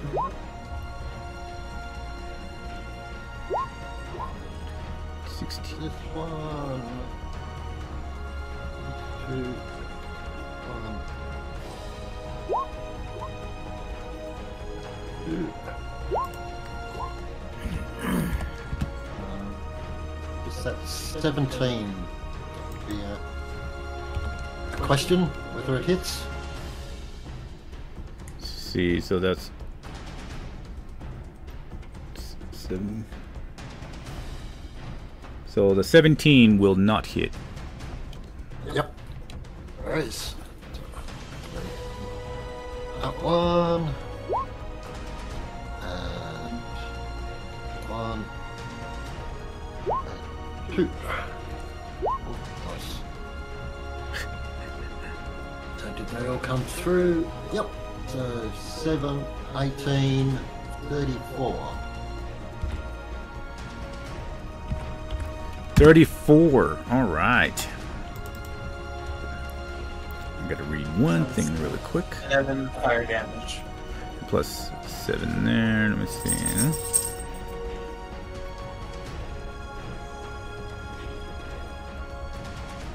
All right.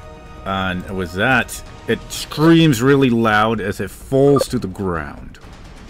And you see it starts, a black ichor starts forming where the body falls, and he screams, "Ah, I will see you all in hell, Chosen of Gonash," and says, "I have a soul already," and then dies.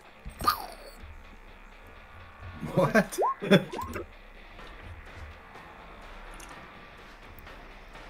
Yep, that's all he says, that he has the soul already. And then he dies. Looking around going, 1, 2, 3, 4, 5. I don't know where he's got this soul from. What if it's your clan member soul? Bolza, did he take your soul? Says, "No, I am an orc. At night, did he I take am your not soul? weak." And she keeps... and she just looks back at Grumthar.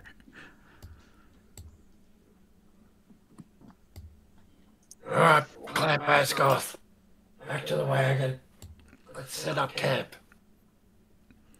I don't think it's worth traveling any further now. You think it would be wise to set up camp here?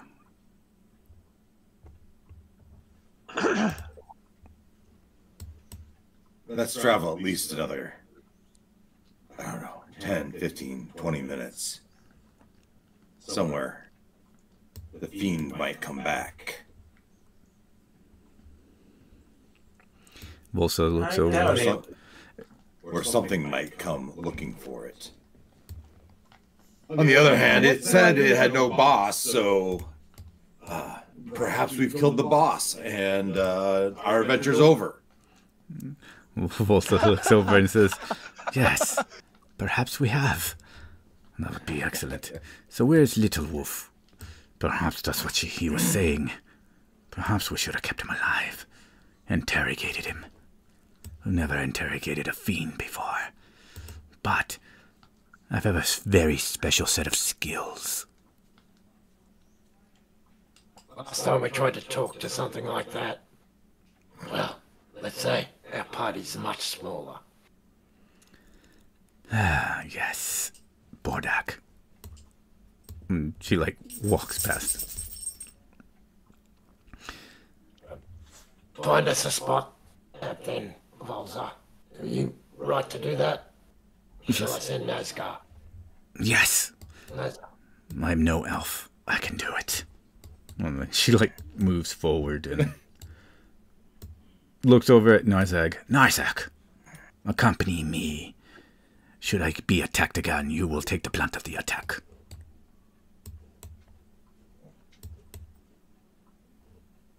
Why? After she's gone, right? Narzag and Volsag are gone. I go to Tarnik. She obsesses on declaring that she's no orc. That's quite odd. But I suppose there's a lot odd about her. Just look at this group. Odd is our thing. Look at us. We're the most odd teaming of people ever. But when we work together, nothing can stop us. Is it me, or is that I expected more fight out of that devil? Well, maybe, but I don't know about your hits, but I did pretty well. I think Bordak really heard it. He says, I do have the fangs of Gonash. Gonash guides Not me. sure about trying to set it on fire, though. That didn't seem to make much sense. I mean, why would you use fire on a thing that lives in fire? Doesn't make much sense to me. It's not No, normal fire that I threw at him. And I'm the stupid one. It wasn't normal fire. It is radiant flames. Oh, it was fire. Light. I saw it. I know what radiant looks like.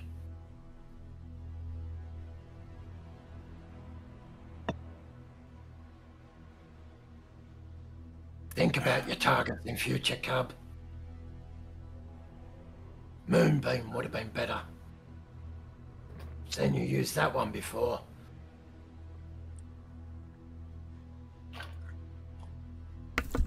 Did Narzag Yeah. stay behind?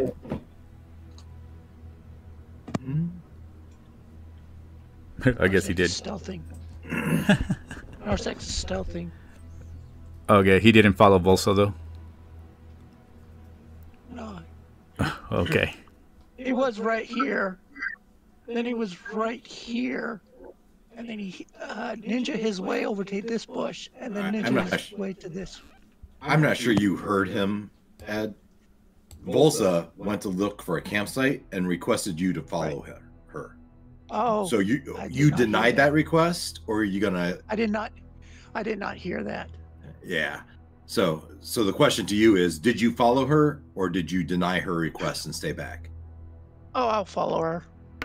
Okay. Didn't know. Cool. I'm sorry. I'll put you over there then. So that way I know who's who.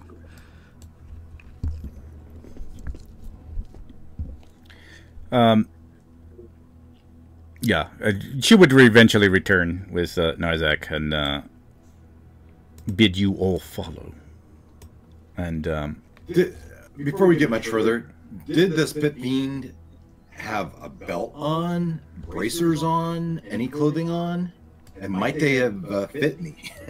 unfortunately, it would have all returned back with him to the hells. All right. Yes. Very good. So he did vanish then. Yeah. All of him turned into that black ichor. Okay.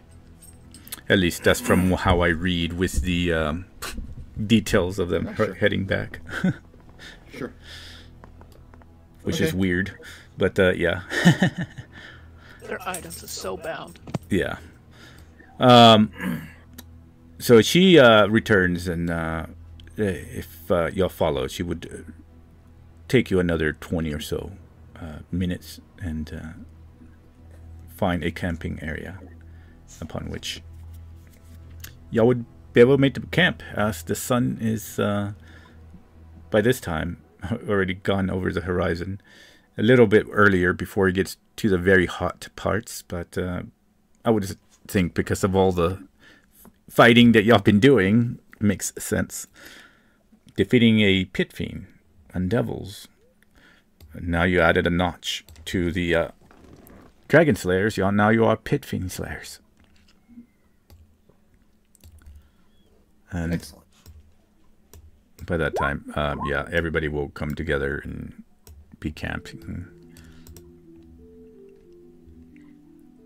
Volsa just kind of rubbing her belly where the open wound used to be.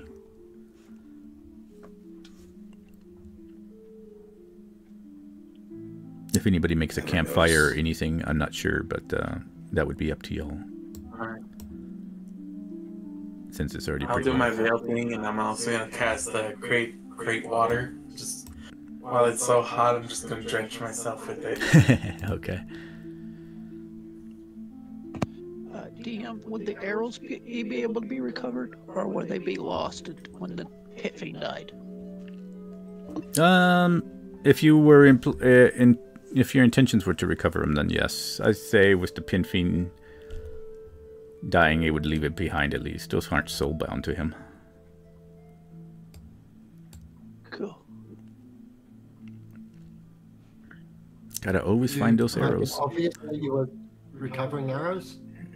Yes, I have 2 quivers on my back, but Yes. so I can blast. Tarnik pulls out 100 arrows from the wagon and throws them at you. Is that enough? Damn. My quiver can only hold 20 arrows. It can't hold 100. Well, there's more in here. Elves weren't much good for anything, but they did make us a couple of 100 arrows. Huh. It's a survival thing. I always try to recover my arrows. I can't make them. Tess Volsa says, well, now you have them. Yes, elves aren't good for anything except for leaving behind. Worthless. Just worthless. You obsess too much with the elves. You were one of the ones that wanted to travel with them, Grumthar. I don't think you have much to say.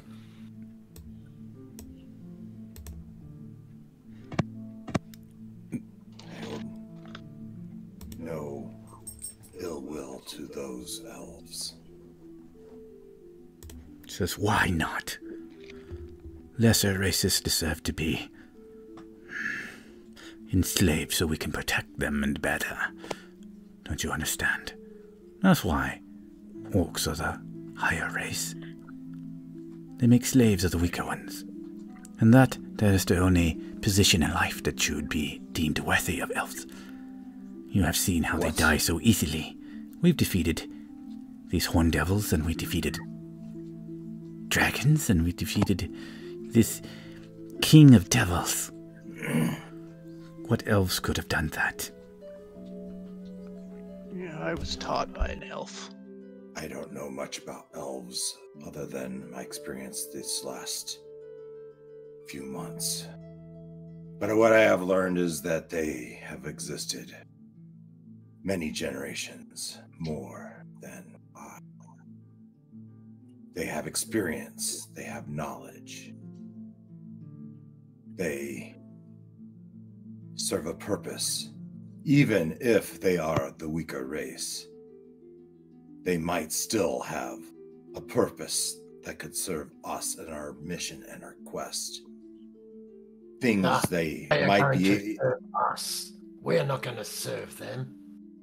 They serve We're us. asked to travel to their lands and save them.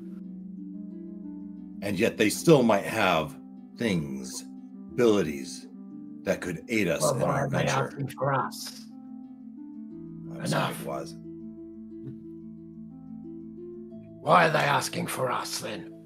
Why do they need our help if they're so powerful and so You take me wrong. What? Tarnak, you take me wrong. I have no doubt that we are the stronger race, the dominant race. But to say that they have no purpose, no way to assist us, no way to better our standing, to make our path, our quest easier, would be ignorant, would be not using a resource that we have available to us. Perhaps they're expendable. But perhaps they have knowledge of the land that we don't have. Well, we can get that knowledge. We have a druid. We have a ranger. We know them. So you don't think there's any benefit that these elves, people of this land, would have from their knowledge of this land? Get that through your head first. This is orc land. They invaded. They should not be here. So you know the lay of the land then? You know it? You live here? No, I don't think so. I live up north. And this sort of talk would get you killed. Instantly. I've had enough. And he walks off. There's strength in diversity. I was the spell ability to create water was taught by an elf. Helped me survive in the forest for a long time. He also looks over at Narzag. You learned from an elf. Yeah, a druid elf. You're an orc. Why did you learn from elves? I was hunting in their woods. As Tonic said, this is our lands, it's our woods. Oh, this all makes no sense. Grumthar, why are you so adamant on this elf thing? I think you exaggerate my position. I'm just curious why you're obsessed with denying, proclaiming that you orcs are superior. Yes, we're superior. Yes, in all ways we are superior. To say they offer nothing, that's foolishness. Ignorance. She looks down. You see her fists now with her gloves after war, but after the battle she has her red gloves back, but you see him clenching. Says, what? This elves are just, I don't know what they could ever offer except for pain. To dismiss them just by the shape of their ears could be a fatal mistake someday. And she looks back up. In what way could it be a fatal mistake? What could they possibly do that is fatal? All I've ever seen of them is weakness and fragility. Even if they should know the lay of the lands, it never helped them. They were still captured. They were still enslaved. They still birth people because they cannot defend themselves. And they birth people in the darkness of places. Well, children have to learn to survive. Well, children have to fight against greater beings and fear for their lives constantly every night. Every night. Until they can finally escape, running and learning, finally making it back to a land that is as savage as where they came from. All this might be true. It reminds me of the scorpion. I step on a scorpion with my boot and I crush it to death. But you slip the scorpion into my boot. It bites, it stings, and can cause fatality. Are the elves so different?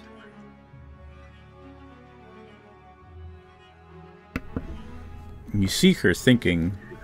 You can roll an insight if Narzak and Grumthar, I don't know what Cub's doing, if Cub's nearby, but as she's... Yeah, I'm nearby. I'm kind of listening in with them. Yes. I'm basically, I'm just like, just listening in on all this conversation and just trying to like unwind and relax and just watching the drama unfold. Pretty much. If you want to, if you're paying attention to Volsa, you can also roll an insight if you're paying attention or not. Yeah. I can't roll for Bordak because, well, he's not here right now. So, Jesus Christ. My insight's impressive. Apparently, don't mess with my insight. Jesus. I'm gonna keep Cub next to me from now on, and he can point out things. Oh, Volsa, you're a female. I had no idea. Oh my God. Oh my God. Anything in Arcana, insight, medicine, nature, or survival, I will. Don't mess with me with it. So, Cub, as you are listening in and you're watching between the faces as they're talking and Tarnik walking away and Volsa continuing this conversation, every time there's a mention of anything dealing with elves, do you know that this is somehow hitting... This is what makes her crack that shield somehow. Usually she's very statuesque, but anything that has to do with mentioning elves, particularly in positivity, or elves when it comes to weakness, this is what strains her. She seems to be deep in thought, and you see the emotions behind, even though her eyes are gray, her pupils, you can see the lingering emotion of some sort of pain back behind it.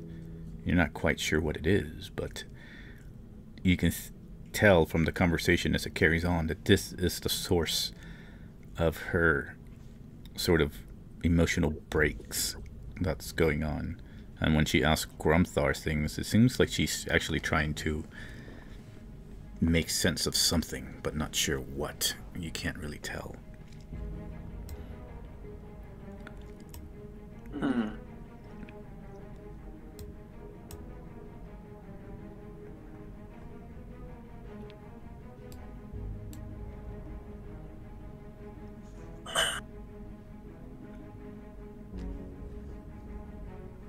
But for the most part, yeah, that's what you take. I'm gonna be like interesting. And I'm gonna just say interesting. Okay. She just throws a dagger at the tree and then walks over and grabs it. Well, I suppose I should get rest. Like someone's spicy today. She just looks down at Cub and then just walks away. Goes in the back of the cart and lays down. I pull up some rock next to Tarnik, or somewhat near Tarnik. Tarnik, it's been a long day, longer for you than for I.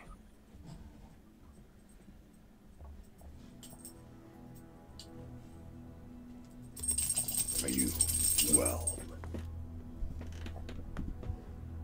Speak your mind, Tarnik. You with us, Waz?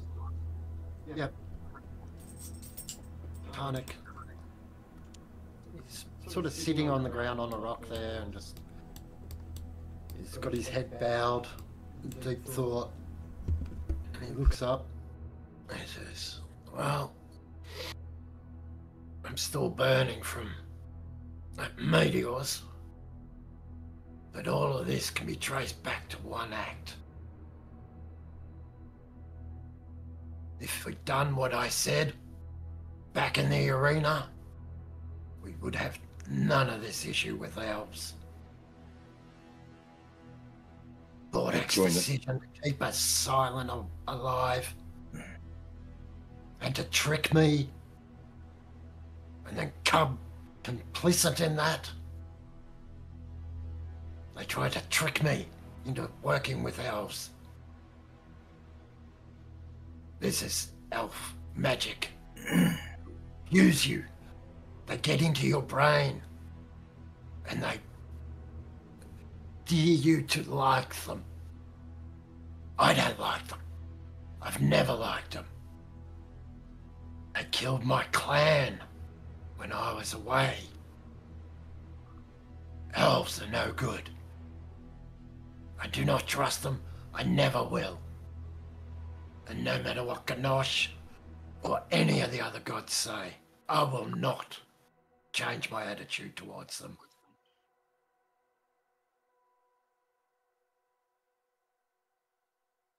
I have this confusion, this debate in my own head. When I joined the Chosen, I had sentiments such as your own. Somewhere, something changed in our time with that female all those weeks ago. I saw her more as a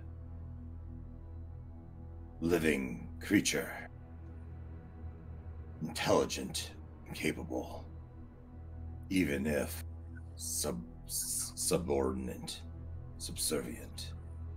Yet she had her abilities. She was a living creature. This revelation, this attitude is also new to me. I think when we're in this land, ours at once, elves perhaps today, I don't see what make an enemy of them, how that serves us.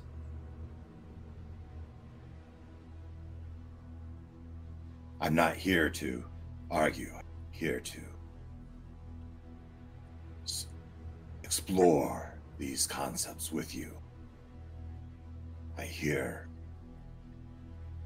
our kind has been at war with elves for generations, millennium. Them and other races of the world, human,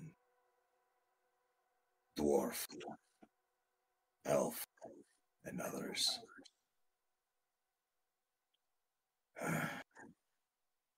I rely on my leading from Ganache, and I thought you did as well. I'm not trying to change your mind. I'm asking you to relent to a higher power. Search your feelings. and pray to our God for guidance. And hopefully, he will impress upon you your path forward in regard to elves and perhaps in regard to Bordok. I don't ask for a specific path. I ask you to rely on Ganache as you were trained.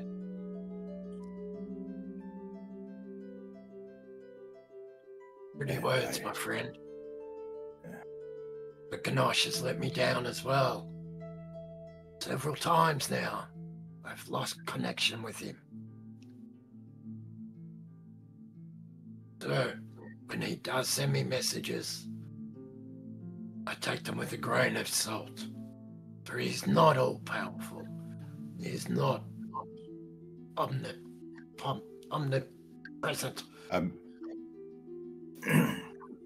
He's...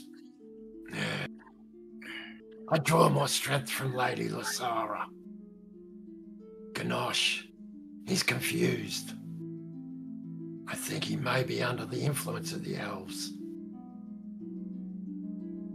But one thing is certain. That lich that they tell us about, this withered one, that we do have to stop. After that, well then, there better not be any elves left in our orc lands. Because I will bring the horde. And I'll sweep these lands clean. I can agree. We were chosen for a purpose. And that purpose was to dispose of this lich. I take it as any means possible, any means available. If you feel Ganache has gone cold on you, then pray to your Lysara. I draw a circle in the dirt in front of me. A large circle. This circle is the realm of understanding. All knowledge of all things. And then I lift my finger and I just put one dot in that circle. This dot is my understanding. I draw a larger circle around my dot. This dot, this circle, this portion of all understanding, I feel is Ganache. Perhaps Lysara, and I'll interloop the circles with some overlap. Perhaps Lysara is this understanding. Perhaps there's more gods that can fill the rest of this with their understanding. So pray to whatever god you need to pray to for guidance. But understand, Tarnik, I don't expect your understanding all that much bigger than my own. The gods certainly have some greater knowledge, greater understanding than a mere mortal. Do what you must. Find your peace. Tomorrow, we must clear the air.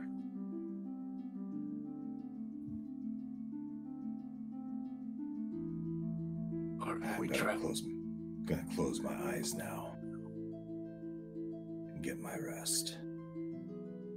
It's been a long.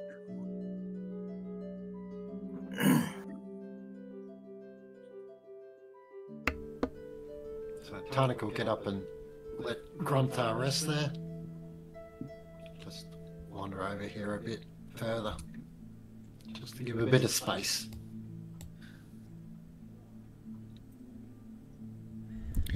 All right. Well, with that, we'll be closing the session. As we're closing the session, you see,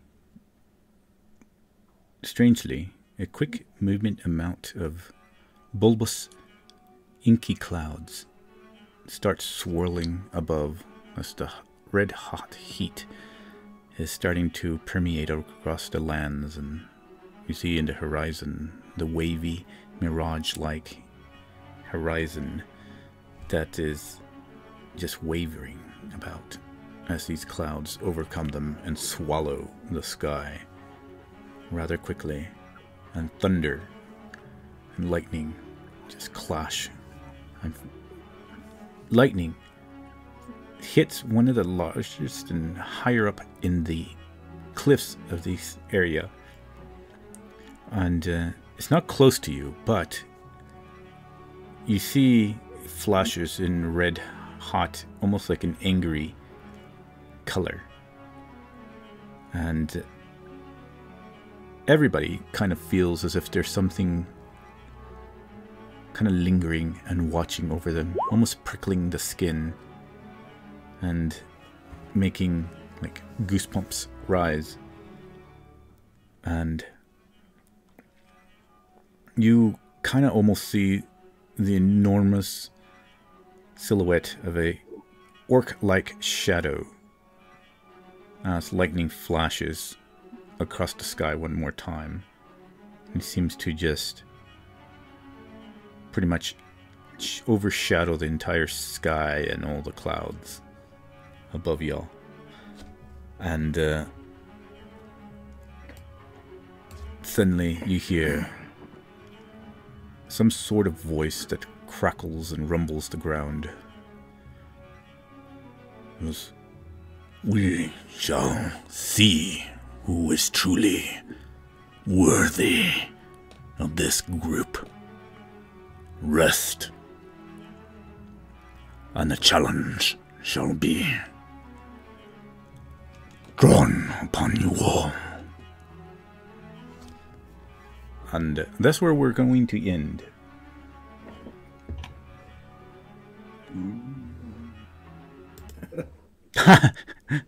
Alright, going to go ahead and stop the recording. Stop streaming. Goodbye, everybody who watches. Bye. Bye, everybody.